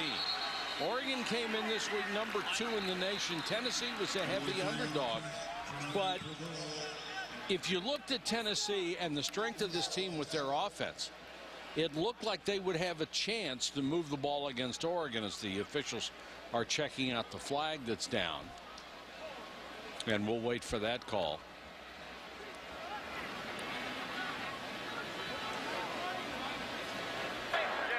Illegal formation. Kicking team. Number 14 was more than 5 yards beyond the restraining line. 5-yard penalty, re-kick. So they'll kick it again, but we really, thinking about this game and the start that Tennessee got, looked like it was going to be a pretty good ball game. Wrong. I mean, yeah. Oregon's just so good. We were talking last night at production meeting. It kind of looks like a video game when you watch these guys play. And watching Tennessee against a quality opponent in Western Kentucky, I saw a lot of reason for this game to be close. But unfortunately, Oregon comes out. They go 3 and out. They miss a field goal. They kick a field goal. And then they go 5 straight possessions with a touchdown. I'm not sure what you tell your team at halftime other than play the next play. That's all you can do if you're Tennessee. That's all you can do playing against these guys. Just play the next play and try to win it and see what happens. They are just a blur on offense. And if you're a defensive player, we saw it 3 or 4 times. Guys got back to their position, looked to the sideline, and by the time they knew what the defense was going to be, somebody had just blown by them, and that guy happened to have the football. So we'll try the kickoff again. Dallas from the 4. And shy of the 25 as we take a look at our Pacific Life game summary. Well, as if Oregon doesn't have enough, and Marcus Mariota, who has 362 total yards in a half. Great run there. Looked like the zone read was dead, but then the step up of Johnny Munt, the true freshman, stepping in with Colt Lyerla out for an undisclosed reason. The true freshman comes up, and then Josh Huff, a young man who struggled last year with injuries, but they've always known he has big plays in him there for Oregon getting in. I think if you're Tennessee, you have to run the offense that you know is going to work for you the rest of the season and not look at this scoreboard and say, all right, we got to throw it 50 times in the second half. And frankly, they just don't have the experience at wide receiver. The quarterback is still getting into the flow of knowing this new offense. So I just don't know that Tennessee even has the ability to just spread it out and start to throw it and try to come back from 31 down. Rajon Neal is the tailback with Worley. Play action fake. Blitz coming. Worley unloads, underthrown and incomplete. And we'll check in with Janine. Well, Mike, you and Ed were just touching on what Butch Jones may have said to his team in the locker room, and it's exactly what Ed said. You just got to keep playing. He stressed to his team resilience and perseverance before the game, and he brought it up again at halftime. He knows that a third of his roster has never been on the road before. It's a learning experience, but he said we've got to make Oregon earn everything, and hopefully we can get into some kind of a rhythm. What a place for your first road game, huh, Janine? Pressure coming again. The pass over the middle is going to be shy of a first down, even though it's complete up to the 28-yard line. Good tackle by Terrence Mitchell as Marquez North, who was the #2 wide receiver rated by all the national services coming out of high school. Nice catch. Ball thrown a little behind him there in traffic. And it's worth mentioning the bang-up job that Butch Jones and his staff did coming in late and getting a really nice recruiting class. Pilardi to kick to Braylon Addison, and again, they get a good sideline kick. They don't want him to get the return after he broke that big one on them. 45-yard kick, no return. The Ducks in their last 5 drives. Look at that. The longest one, 1:55. They went 37, 78, 80, 80, and 92 yards, all of them under 2 minutes. And I think what you would say is, well, if you're not playing that many plays, why is your defense tired? Because when you add it up, it's not a lot of time of possession. I think there's as much physical strain, if not more. I think there's more potentially mental strain, and I think that's where the defense gets tired against these guys, both physically and mentally. Mariota throws to the sideline, and they're going to say Addison stayed in bounds for the catch at the 43, right in front of the Tennessee bench. And Oregon going fast, so just in case the replay officials want to look at it, looked clearly like a catch, though. Addison again cuts it back, makes 2 or 3 guys miss, and then is swarmed by the defense.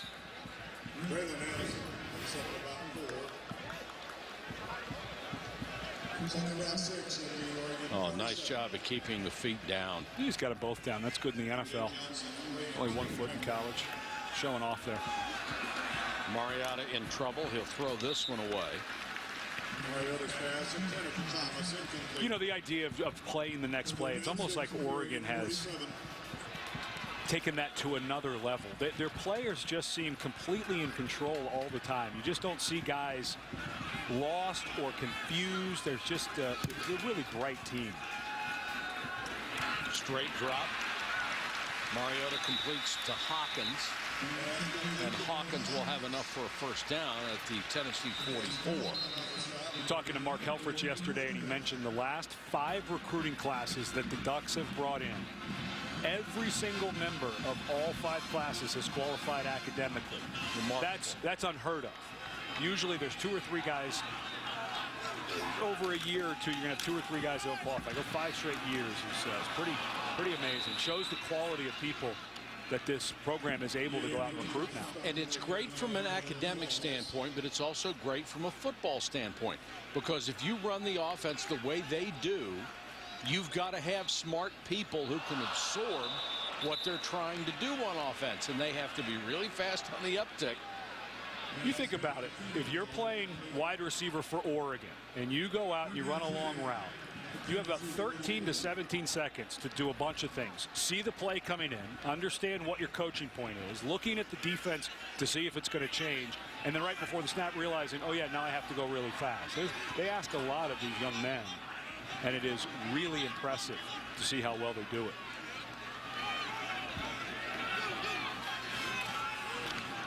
Blitz coming. Mariota runs out of trouble. And then some. And to further emphasize your point, it's going so quickly on offense, at least they know what the call is. If you're a defensive player, you don't know where they're going to go. You've got 13 seconds to get back to where you're supposed to play defense. Look to the sideline, hope to get the call, hope to take a breath, And then you've got somebody like DeAnthony Thomas, who probably runs a 4.2, coming right back at you. Yeah, and the Tennessee coaches, that's what they talked about, was the pre-snap confusion that Oregon is able to get the opponent consistently into a position where there's just that half a second of hesitation. Mariota with a fake. There's Munt wide open again. And the big guy rumbles into the end zone. Have a day, Johnny Munt.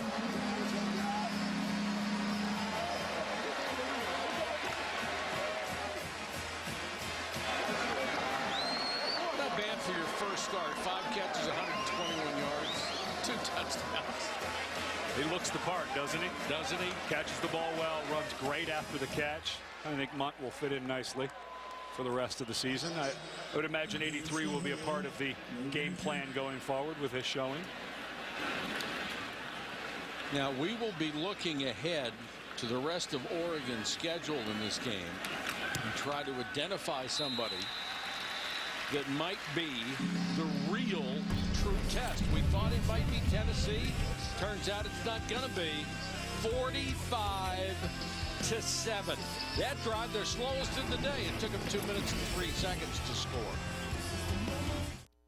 Mariota, 396 yards in the air, 4 touchdowns, 19 out of 28. I bet that won't last long either. Not bad for a guy who started 2 for 7. Vincent Dallas, driven 6 yards deep. He'll take a knee. Check into the studio, Chris Cotter. Let's check in with what's happening down at College Station. Johnny Manziel, his second pick of the day. This time by Vinny Sunseri. And look at this return. Makes a couple of sweet moves. There's one right there. Finally gets a block inside his own 20-yard line. Takes it to the house. Tide rolling A&M right now, 35-14, early second half. When they were so hopeful in College Station. Lost a lot of guys defensively, though. They did. A&M last year. I know that was a defensive touchdown, but Alabama looked like A.J. McCarron's having an awfully nice afternoon. Nick Saban does pretty good in revenge games, although he won't call them that. Everybody else might.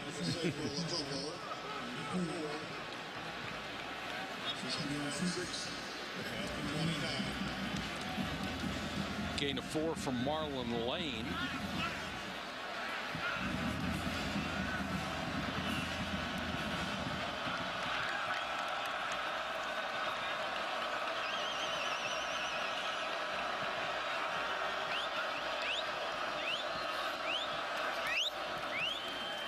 Lane again on the handoff from Worley.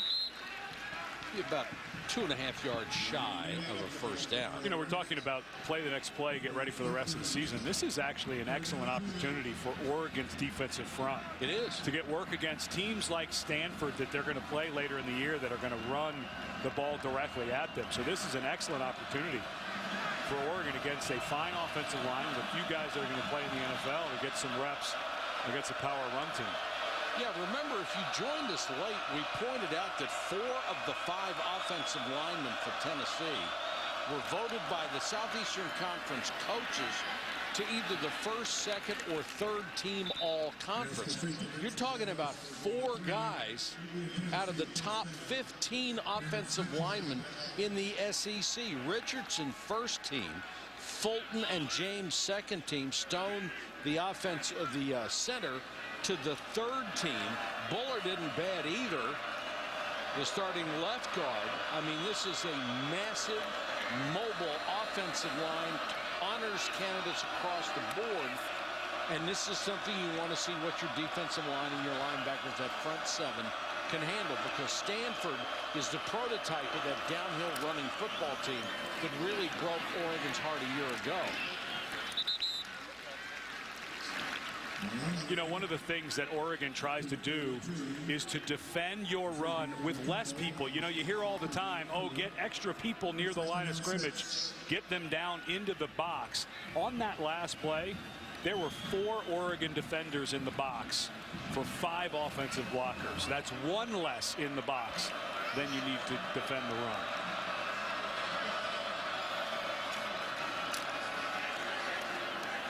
Worley with the out to his tight end, Brendan Downs. So instead of 8 men in the box to defend a good running game, they had 4.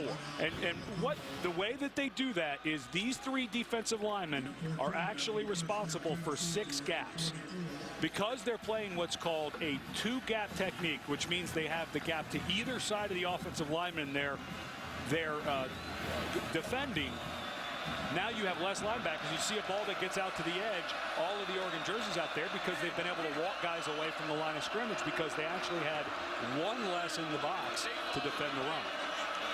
So the defensive line holds everything up, and then you rally to the ball. Get big guys up front, let everybody else be 220 pounds or under and run really fast. That's the theory that Nick Aliotti is trying to build here. It's easy to say, hard to do. It really is. But you can see how they have done it against this powerful offensive line. And this defense, it's one of the things that's really hard when you're getting ready to play Oregon is that technique. It's watch their defensive linemen. It's almost like they squat down like frogs. And they're actually reading the helmets of the offensive line and just trying to build a wall. It's an incredibly difficult technique to learn. It's very hard for a team to get ready to play it because you don't have anybody on your team, Tennessee, that knows how to play this technique. Blitz coming this time in Worley's face, underthrown. Nick Aliotti has chosen to blitz very few times, but when he's done it, it has been tremendously effective. Well, you get ready to play Oregon and you think that they are a read and react front, but they do have the ability to put their hand on the ground, get some weight on there, and also bring the blitz. So they can play 2 different styles of defense up front. That's difficult to prepare for. 3rd and long. You would have to think they're in 4-down territory, barring a sack here.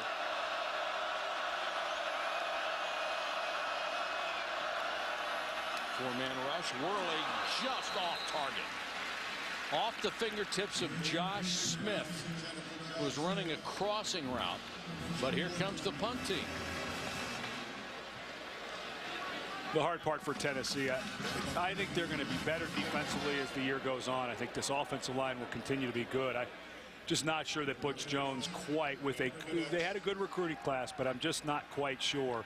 They're not ready to roll out either of the true freshman quarterback, Riley Ferguson or Joshua Dobbs, that they recruited quite yet, but I'm just not sure they have it on offense. Nice end over end punt with that backspin on it because you kicked the point of the ball down to the 11. 31 yards on the kick. ESPN's College Football on ABC, brought to you by Pacific Life. For insurance, annuities, and investments, choose Pacific Life. The power to help you succeed. Kellogg's Frosted Flakes cereal. They're great. And AT&T. Rethink possible.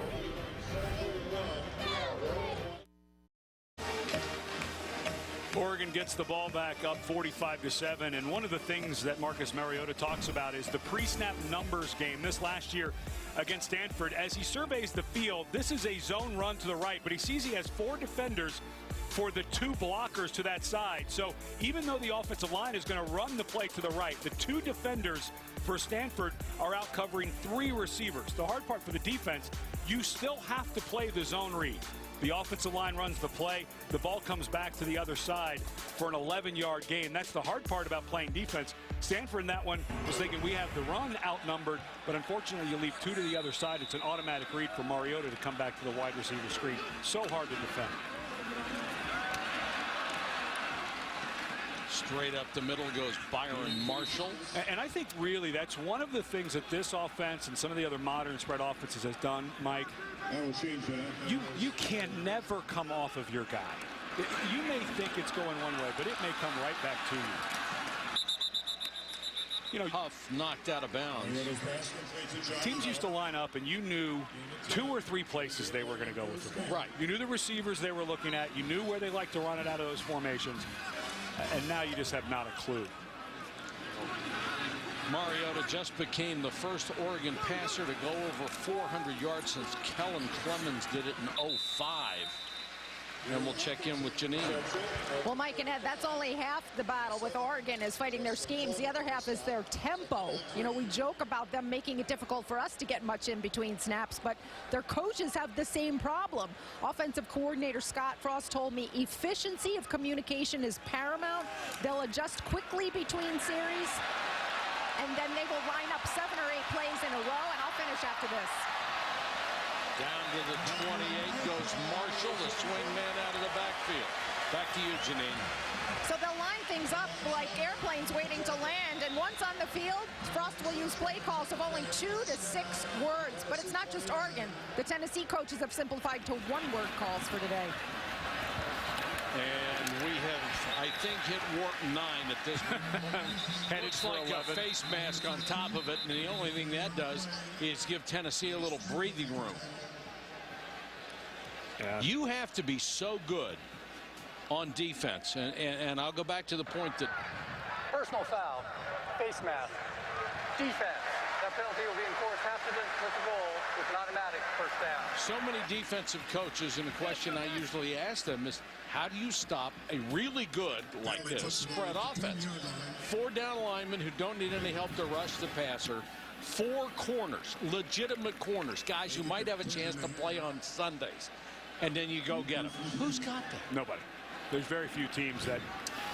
Everybody says if you could line up enough good athletes to play man, you can defend this. Problem is you just don't. I don't even know there's NFL teams that have that type of talent. Well, Chip Kelly would say they don't. Sure looked like the other night. That pass intended for Lowe, broken up. Justin Coleman, good defense. And boy, the Oregon fans took a lot of pride in what the Eagles did. They use a term around here called the Oregon way. And I was reading some of the local papers of how proud they were that the Oregon way seems to be translating. Now, I think he may have to slow down a bit with a 53, 45-man roster. Around the corner, Marshall. Touchdown. The officials looking at each other, deciding, did he have his feet in? Did the ball get past the pylon? The answer is yes. Another touchdown.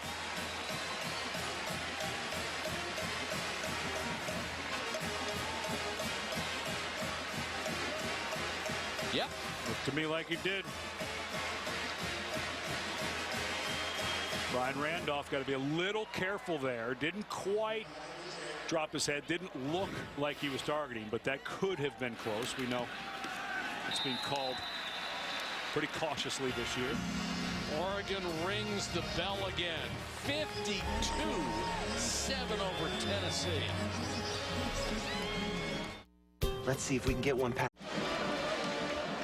The chase to the Cup officially begins tomorrow at Chicagoland Speedway. NASCAR's best start the 10-week battle for the championship.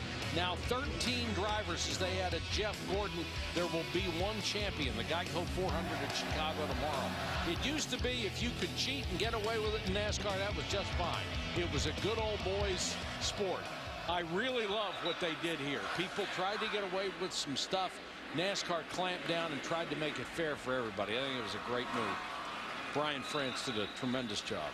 Certainly hasn't hurt in the publicity department. It was a big topic of discussion all week on SportsCenter.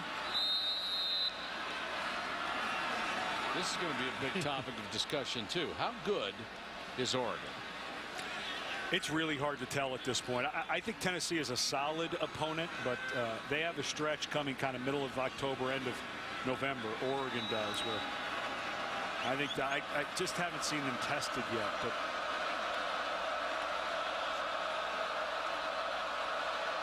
Dallas, who has been a busy young man, and kick return front, will get another crack at it. 2 yards deep this time. Has a seam. And gets it out to the 27. Of course, Oregon, everybody was asking that last year. Last November, they played host to Stanford. Late regulation, the Cardinals, 4th and 1, kept the drive going. Then Kevin Hogan hit Zach Ertz, and a replay showed it was a touchdown and tied the ball game. In overtime, Oregon had the ball at the 1, but Maldonado's kick hit the upright. And after that, Stanford's Jordan Williamson did not miss and gave Oregon their only loss of the season, 17-14. As you look ahead, is Stanford the team that they have to worry about here? I think Washington, UCLA, and Stanford look to me like the only teams that might be able to give this Oregon bunch everything they can handle. I'm not totally sold on Washington yet. We'll see what the outcome is with Illinois today. I don't know that Boise State's as good as they have been in the past, but that October 12th at Washington State, and UCLA gets a huge win today on the road against Nebraska. Very emotional win after losing a teammate over the weekend. And then at Stanford, that to me makes this season for Oregon. That's a pretty tough run. And of those teams, I think Stanford or UCLA, I think have the best chance of beating them. But I tell you what, you let it become a track meet against these guys, you have no chance, because nobody is faster than these kids. And that's what's interesting. You look around the Pac-12, you think everyone's kind of spread out, but that's what Stanford did to Oregon last year. Stanford has done an amazing job of building both incredibly good offensive lines and very big and physical defensive lines. And so we were talking about how you defend the Oregon defense. Well, Stanford's getting close to having those 4 defensive linemen that can do it all themselves. Well, I'll give you an example of what I think Oregon did today that was very, very smart. Last week we saw them against Virginia, as this pass is incomplete thanks to the big hit from Reggie Daniels. We saw them run a lot inside against Virginia without any success. We talked to Scott Frost, the offensive coordinator this week, said, are you committed to the run inside? You can keep it going. He says, well, we want to run inside. That's part of our offense, but we're not going to call it just to call it. If it ain't working, it ain't working, and we'll go somewhere else. And that's what they did against Tennessee. It wasn't working early, and they said, fine, let's go elsewhere. And elsewhere provided really big chunks. It helps when you have number 6, Anthony Thomas. Oh. He really is a spectacular player. Pilardi to kick it away, and again, an angle kick, trying to keep it away from any return. And we'll check in with Janine Edwards. Well, guys, last month, Butch Jones had a friend of his speak to the team. Eric Spoelstra, the head coach of the NBA champion Miami Heat. The two men met through their agent, and Spoelstra happens to be a huge college football fan. Spoelstra told the players of the parallels between the Volunteers and the Heat, because, you know, when he took over the Heat, they had won just 15 games the season before. He said his favorite quote is that man's greatest fear isn't death, it's irrelevance, and how building winning habits leads to success. And Janine, that's what you have to build it from where you have hit rock bottom, and certainly they had. That is Thomas Tyner, the young man who is in a tailback now, and Jeff Lockie is the new quarterback. So the superstars, Mariota and Thomas, are done for the day after brilliant performances. For Tyner, it is his birthday today. He is 19 years old. When he was 18 years old, as Lockie has it on the keeper, when he was 18 years old, he probably didn't have enough breath to blow out the candles on his birthday cake, because in the game he played, he ran for 643 yards and had 10 touchdowns. That's in one game. I don't think he's going to match that on his 19th birthday, but they got a quarter and 4 minutes to go. He is the guy they are looking at and saying, just a tremendous talent. State record holder in the 100 meters. Would seem to fit like a glove in this offense. Guy who battled the left ankle injury in camp, so wasn't quite ready in the first game against Nicholls State. Lockie, after hesitating, completes. Nice cut block that time by the freshman Thomas Tyner on the Personal foul, roughing the passer, defense number 95. A 15-yard penalty will be added to the end of the play with an automatic first down. That's Danny O'Brien. The pass was complete to Chance Allen, and then O'Brien adds another big chunk of yardage on the roughing Lockie penalty. Ooh, the helmet to the chin. Very, very lucky he didn't get a targeting penalty, although the contact didn't seem to initiate in the head or neck. But probably the right call, just with a personal foul, not targeting with the ejection. Tyner takes it to the 18-yard line. Now, if you're Tennessee's defense and those first teamers are still in there, you're thinking pride. You don't want to be shown up any more than has already happened to you. Tyner again with a good block from Armstrong on the corner. Well, the hard part for Tennessee is with the lack of depth, they don't have a lot of second or third stringers they can actually roll out there. So for Tennessee, you've got to start being concerned about some injuries to your frontline guys. Tyner knocked out of bounds to 3. There was a funny story written about Tyner that they talk about the Oregon way. If you're a young player, you're not supposed to have a big head. You're not supposed to be able to think about, you know, I'm as good as it gets and I just want my chance. One of the linebackers laid him out in the middle of one practice, according to the article. Neither Tyner nor the linebacker would confirm it, but everybody was smiling when they were not confirming it. Tyner again. Well, they have built a really competitive program because of the amount of players that they play on both offense and defense. Not a lot of guys get bored around here because you're going to go in the game very soon in your career if you're any good. Going at warp speed again. Tyner to the goal line. Touchdown.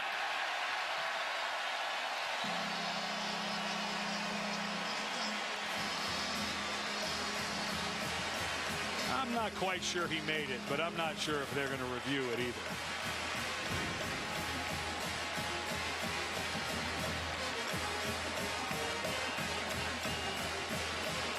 I can't tell. I don't know about you.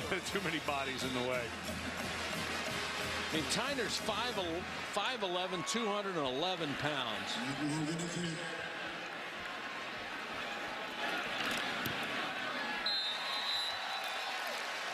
Oregon, which came in averaging 62.5 points a game, up to 59. A lot of time in this game to go.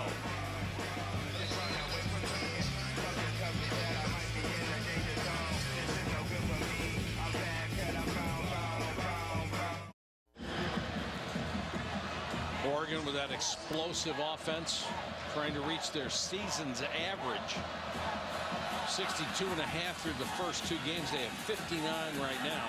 They actually fell behind Tennessee 7-0. This week, Yahoo Sports reported 5 SEC players may have received impermissible benefits from agents and financial advisors. The biggest name was former Alabama star DJ Fluker, but former Tennessee quarterback Tyler Bray and a current volunteer, the defensive end Maurice Couch, were also named in that report. Couch was ruled ineligible by the school for today's game. He is not with the team. Couch apologized on his Twitter account on Friday, saying to his family, friends, and volunteer nation, "I'm sorry I let you guys down."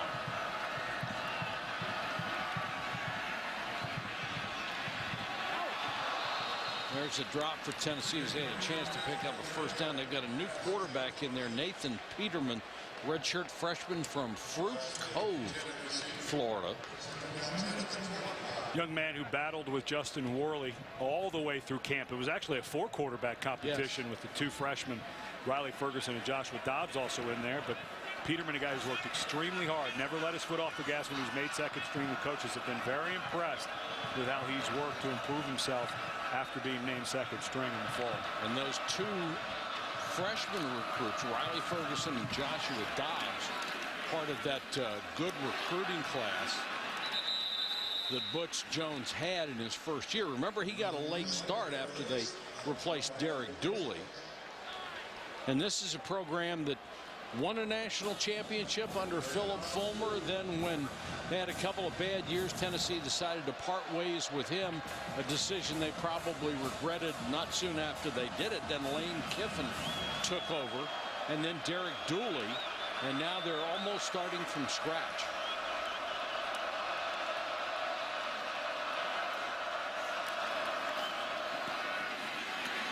Flanker screen by Peterman, got it out to Marquez North, and North stopped shy of a first down.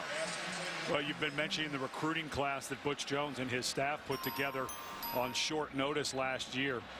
This year, with just the verbal commits they have, every service has Tennessee in the top 3 in recruiting. So If you're going to do it, this guy has tireless energy. The staff consistency, actually very similar to Oregon, even though all the Oregon coaches have been here. This staff for Tennessee, the core of it at least, has been together since their days at Central Michigan before they went on to Cincinnati and had such great success. Tennessee will kick it away, and Chad Delaney bringing it back for 6 yards. And for more on that Yahoo Sports Report, here's Janine. Well, Mike, Tennessee Athletic Director Dave Hart told me that he cannot comment further on the investigation, although they are in the midst of a thorough investigation. But that investigation has found that no current or former coaches or staff knew anything about the situation with Maurice Couch and Tyler Bray. Now, they expect their investigation, as well as the NCAA's looking into the matter, to be completed rather quickly. As for Maurice Couch, he is suspended until further notice. It may end up being for multiple games, but they are hopeful that his suspension will be a short one. And Janine, after a report like that, the school has to be so careful. If they play a kid before the investigation is finished, and it turns out he was involved in something, then you've used an ineligible player, and you've got to start forfeiting ball games. Well, that's the big part of this story, of course, is DJ Fluker, who was a starting offensive tackle for Alabama's national championship team last year, and that would be the concern if you're an Alabama fan, is what's that outcome. But for Tennessee, as Oregon now bringing in Jake Rodriguez, it is kind of a two-headed second string situation for Oregon. Jeff Locke and Jake Rodriguez are both tied for the number 2 spot, so trying to get Rodriguez some run here before the quarter runs out, but they'll have to wait till the 4th. We'll see how the redshirt freshman does. This presentation of college football presented by Buffalo Wild Wings will continue after this message and a word from our ABC stations.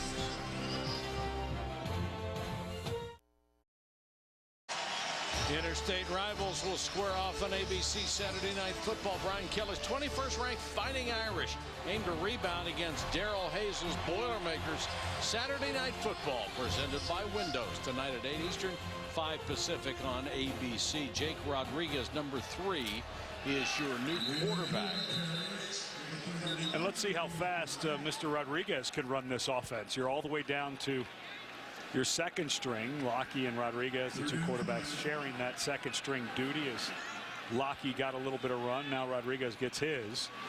But this is a good time for a young quarterback to learn how to manage it, how to get going fast. And well, this just seems like they've hit the pause button on the video game here for a second. Ayele Ford is the new running back. He wears number 30. So 3rd and 5. Ford on the carry, shakes one tackler, cuts back, runs into more trouble, still won't go down, finally swarmed inside the 25. And that tackle there made by A.J. Johnson. This is a guy, you watch him on film, number 45 for Tennessee. He is such an active guy. You mentioned he led the SEC in tackles last year. Watching him take on offensive linemen, how quickly he gets to the ball, I think this guy's got a very bright future, just a junior for Tennessee. And the coaches said we just can't have A.J. Johnson making every tackle. He needs help. He needs another 10 guys out there playing with him. First time they've had to punt since the game's opening drive. And they cover it perfectly. Tennessee will start from its 26, 42-yard punt and no return. We mentioned Philip Fulmer, and I will never forget the cab driver who picked me up at the airport when we were doing a Tennessee game late in Philip Fulmer's career. And he said, Philip Fulmer's just a 10-2 coach. Well, they got rid of him, brought in Lane Kiffin. He was there only 1 year, and then Derek Dooley struggled to a 15-21 record, 0-15 against top 25 opponents, and that was probably the thing that did him in. Well, the Lane Kiffin show up and bail situation was really disastrous for this program. Yes, it was. We covered Tennessee several times 2 years ago, and I got to know Derek Dooley and his staff, and still can't really quite figure out why it didn't work for Dooley better. But 2 years after Lane Kiffin left, there were 2 members of the recruiting class left that Lane Kiffin had signed of over 20 young men. And so that year with Lane Kiffin really set this program back a bit. Lane is the tailback on 2nd and a yard. And Lane will get the carry. Cuts back a couple of times and drives his way out to the 49. Let's check in with an update from the studio. Mike, the AT&T All-America of the Week. Let's nominate UCLA quarterback Brett Hundley. 16 of 24, 294 yards and 3 touchdowns through the air. Adds 61 yards on the ground. The Bruins beat up the Huskers. Get involved. Text your vote for the AT&T Player of the Week to 34763. Mike.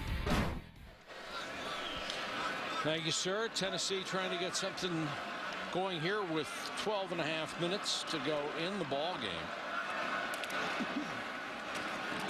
Smith, the new tailback. First down. And third teamers in there now for the Ducks of Oregon. Isaac Dixon made that tackle. 45 of Oregon.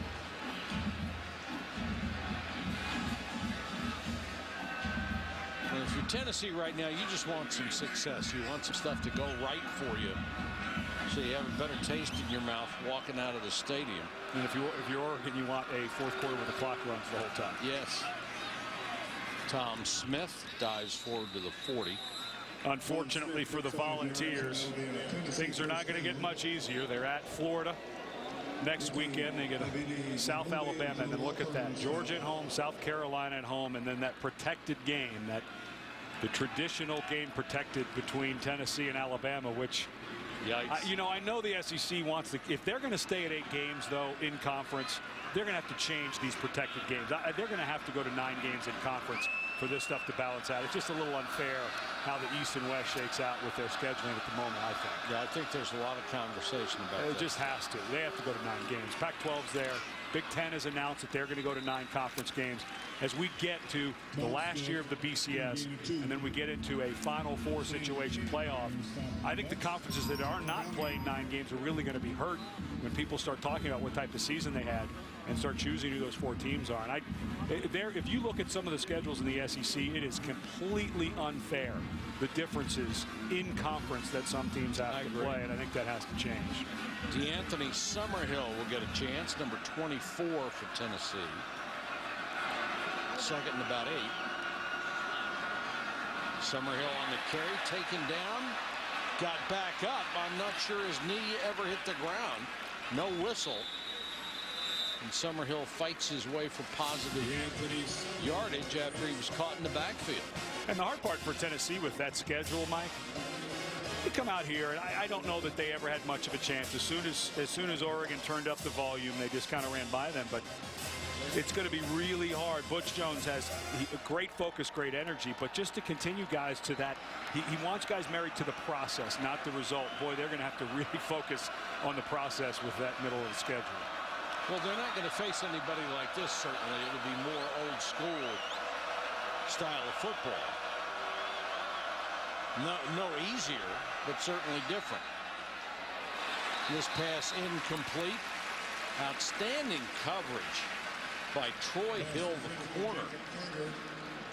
Hill is a very good cover guy. He's in that rotation of fine cornerbacks between Terrence Mitchell and Ifo Ekpe-Olumu.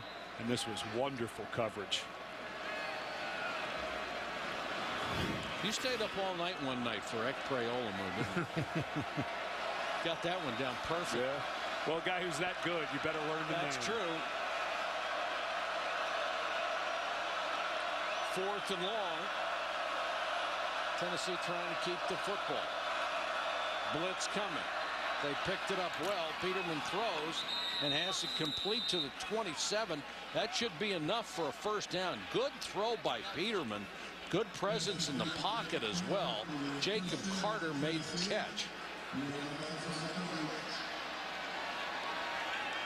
Peterman shows he's got some arm strength. Handed off this time to Summerhill. And for a guy like Peterman, this is huge time for him. Sure. He was locked in a battle to try to win the starting job. Justin Worley won it. So for Peterman, if he can come out and manage the game, throw the ball a little better than Worley. Worley had some struggles early in this game. Some accuracy. Maybe he gets a chance to open that competition back up. Tom Smith is back in as the tailback. Peterman taking a lot of time getting that call from the sideline.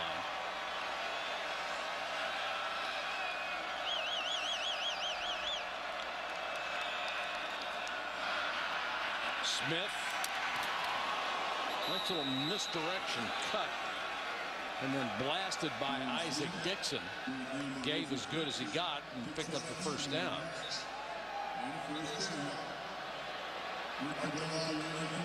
Isaac got to be a little careful there. He ducked his helmet.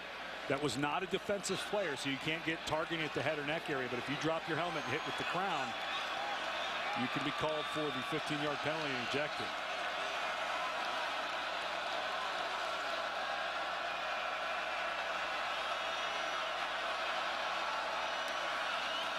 Smith, nice cut. Smith inside the 10. Let's go back to that last hit. There's two different rules. There's targeting a defensive player at the head or neck. Clearly not a defensive player. But watching it in slow motion, though, it's amazing how often they get this right. That time, Isaac Dixon, even though there was contact at the head, the player was not defenseless, and the only way it would have been a penalty is if Dixon had lowered his head and hit with the crown. So a good no call there, because in full speed it looked like to me that might have been targeted. The officials, of course, don't get the benefit of that replay. Nice cut to the outside and a touchdown for Tennessee. Ray John Neal. Check it. It was number 30, Alden Hill, who gets the carry and picks up the score. Not too often you get to see a number 5 tailback carry the football. It's not often you come play Oregon if you're Tennessee either. Touche.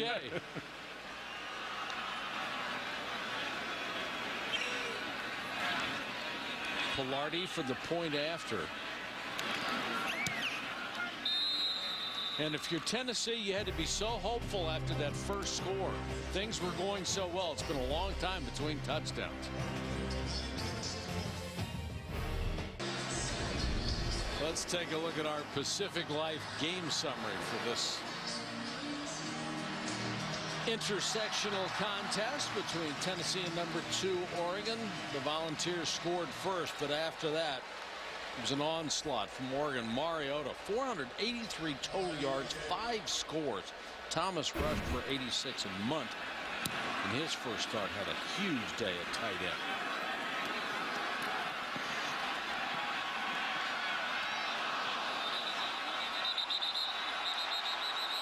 Ducks returning the kickoff. Looked like Devin Allen on the return. Instead, Troy Hill had the opportunity. We'll be back to Oregon after this. ESPN's College Football on ABC, brought to you by Buffalo Wild Wings, the official hangout for NCAA football. Buick. Visit your local Buick dealer to see why thousands of people are switching to Buick. And Cooper Tires. Tires built for your life's everyday road trips. Come on, let's go. The impressive detail in Oregon's new Hatfield-Dallin complex does not end with the more glamorous areas of the building. Even the parking garage is impressive. Got artwork on the walls. Here's the other stuff. The garage is nicer than the first apartment I ever had. But this building, it is stunning. If you're within 100 miles of here, it's worth your trouble to come over and take a look at it. It's the most magnificent thing I've ever seen as an athletic facility. The football facility looks more like a modern art museum. Yes. Than it does a football facility. It is quite impressive. Lockie is back in at quarterback. Well, if you've got a tie at number 2 on your depth chart, rotate him in and see if anybody separates themselves. Kenny Bassett got the last carry. I think both coaches right now are more interested in keeping the clock running than anything else. It's a nice time for your younger players. Get out there and get some real snaps. But you know, when you talk about Oregon and their players, Mariota not playing a lot in the second half, as we get into the Heisman race in November, of course, looks like Johnny Manziel may be taking a loss after playing what didn't look like a great game against Alabama. But the numbers, Mariota had a huge first half, great numbers. But as the season goes on, because Oregon may blow out some of their opponents, may start to hurt them. There's 2 INTs by Manziel. One of them was returned for a touchdown. Against obviously stronger competition, though. It's hard to believe that Johnny Manziel was an Oregon commit at one point. Isn't that something? Yeah, he committed to Oregon. Mark Helfrich actually was doing a tremendous job recruiting him, and would have been in the same class as Marcus Mariota. But to Manziel's credit, he always said that if Texas A&M called, that was where his heart was, and he would go. He was very upfront and honest with them. And when Texas A&M eventually did call, he answered.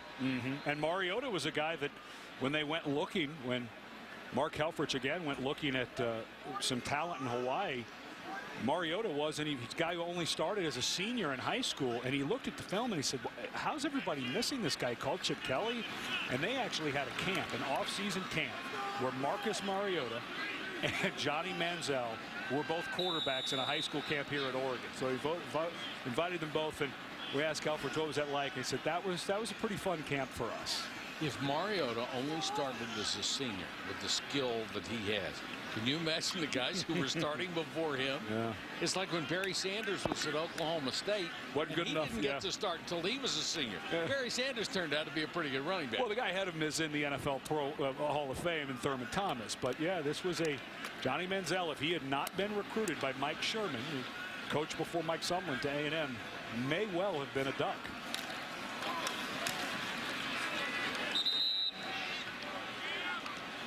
Lane Roseberry gets a call. He must be about the 6th back. Interstate rivals square off tonight on ABC Saturday Night Football. Big game for the Fighting Irish, looking to bounce back against the Purdue Boilermakers. Saturday Night Football presented by Windows tonight at 8 Eastern, 5 Pacific on ABC. Hope you'll tune in for that one. Butch Jones' former team Cincinnati beat Purdue in their first game, but the Boilermakers bounced back with a win. And then Cincinnati lost its quarterback. It's really tough. Yeah, much of the goal. Yeah, that's it after that. Tough injury. Salisbury again, and it will be 3rd and about 5.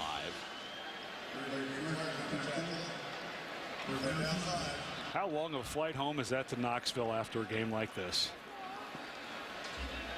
Long. Yeah, you have to be able. One of the sayings of many from the head coach at Tennessee, Butch Jones, is snap and clear. Play the snap, then clear your mind. They're going to have to do a lot of clearing their mind to get back on task. But I really like this guy. Boy, the energy and enthusiasm he brings, it's easy to buy in.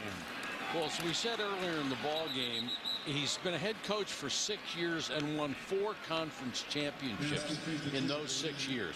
You can coach if you win 4 conference championships in 6 years. I don't care what level. And of course, he followed Brian Kelly at both Central Michigan and Cincinnati. And a lot of people would say, well, he won with someone else's coaches or with someone else's players. But that doesn't add up to what type of coach this is, and also the staff that he's put together. They're shorthanded, no doubt. But I think in the next 4 or 5 years, especially if they continue to recruit like they're recruiting, I don't see how Tennessee doesn't get back in the mix in the SEC. He's got a proven track record, and given the right amount of time, he's going to succeed. That's what he has done throughout his career. 44-yard punt, no return. 2 minutes, 46 seconds to go. Oregon in total command. Every month, thousands of people are switching to Buick's innovative technology, design, and luxury. How are they arriving at this decision? In Lexus's Acuras, Hondas, Infinitis, Toyotas.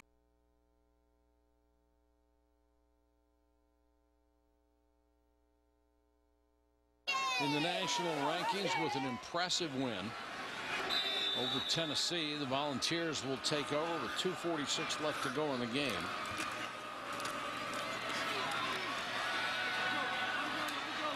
And trying to get outside. Alden Hill. Two top-ranked teams highlight ESPN's primetime doubleheader tonight at 7. Vanderbilt against Jadeveon Clowney and the 13th ranked Gamecocks of South Carolina. And 10:30, James White and the Badgers of Wisconsin face the Sun Devils defense. Both games on ESPN as well as live on Watch ESPN. Big news for Arizona State when Will Sutton, their fine defensive tackle, decided to come back for another year. So a couple future pro defensive linemen on those games tonight. Hill again lowers his shoulder and picks up 4. Chris Cotter with an update. Chris? Central Florida giving Penn State all they can handle on the road in Beaver Stadium. Here, Storm Johnson's having a big year for the Knights. Going the distance, 2 touchdowns for Storm Johnson, 14-7. Central Florida on top. Coming up tonight, 8 o'clock on ABC, Notre Dame and Purdue. The Boilermakers gave the Irish all they could handle last year up in South Bend. Mike? All right, thanks, Chris. Clock running, 1:25 left. Nathan Peterman in the shotgun. Delay to Hill. And Hill has another first down out to the 35. Clock will stop temporarily, and then a couple of running plays, and this one should be over. Here's the remarkable play of the game, presented by Oregon Community Credit Union. Well, for Oregon, I'm not sure yet. I want to say they're the number. I think all the teams in the top 5 or 6 have flaws. And I know this is being a little nitpicky, but early on they can look a little sloppy, they being Oregon. And their front 7 on defense, although good and athletic, I'm not sure that linebacker core is quite where they were last year. So if there's a few dings, maybe a team like Stanford or Washington, who seems to have an offensive line that's getting way better than they were last year, maybe they can challenge these guys. Let me suggest this. Off of what I have seen from their offense, I don't particularly care what their defense is. It's pretty amazing. That offense is remarkable. Yeah. And to think Marcus Mariota started out 2 for 7. They went 3 and out, had a missed field goal, and then they just put their foot on the gas and run right by Butch Jones from Tennessee. And then, as somebody once said, boom went the dynamite. They turned it up to 11.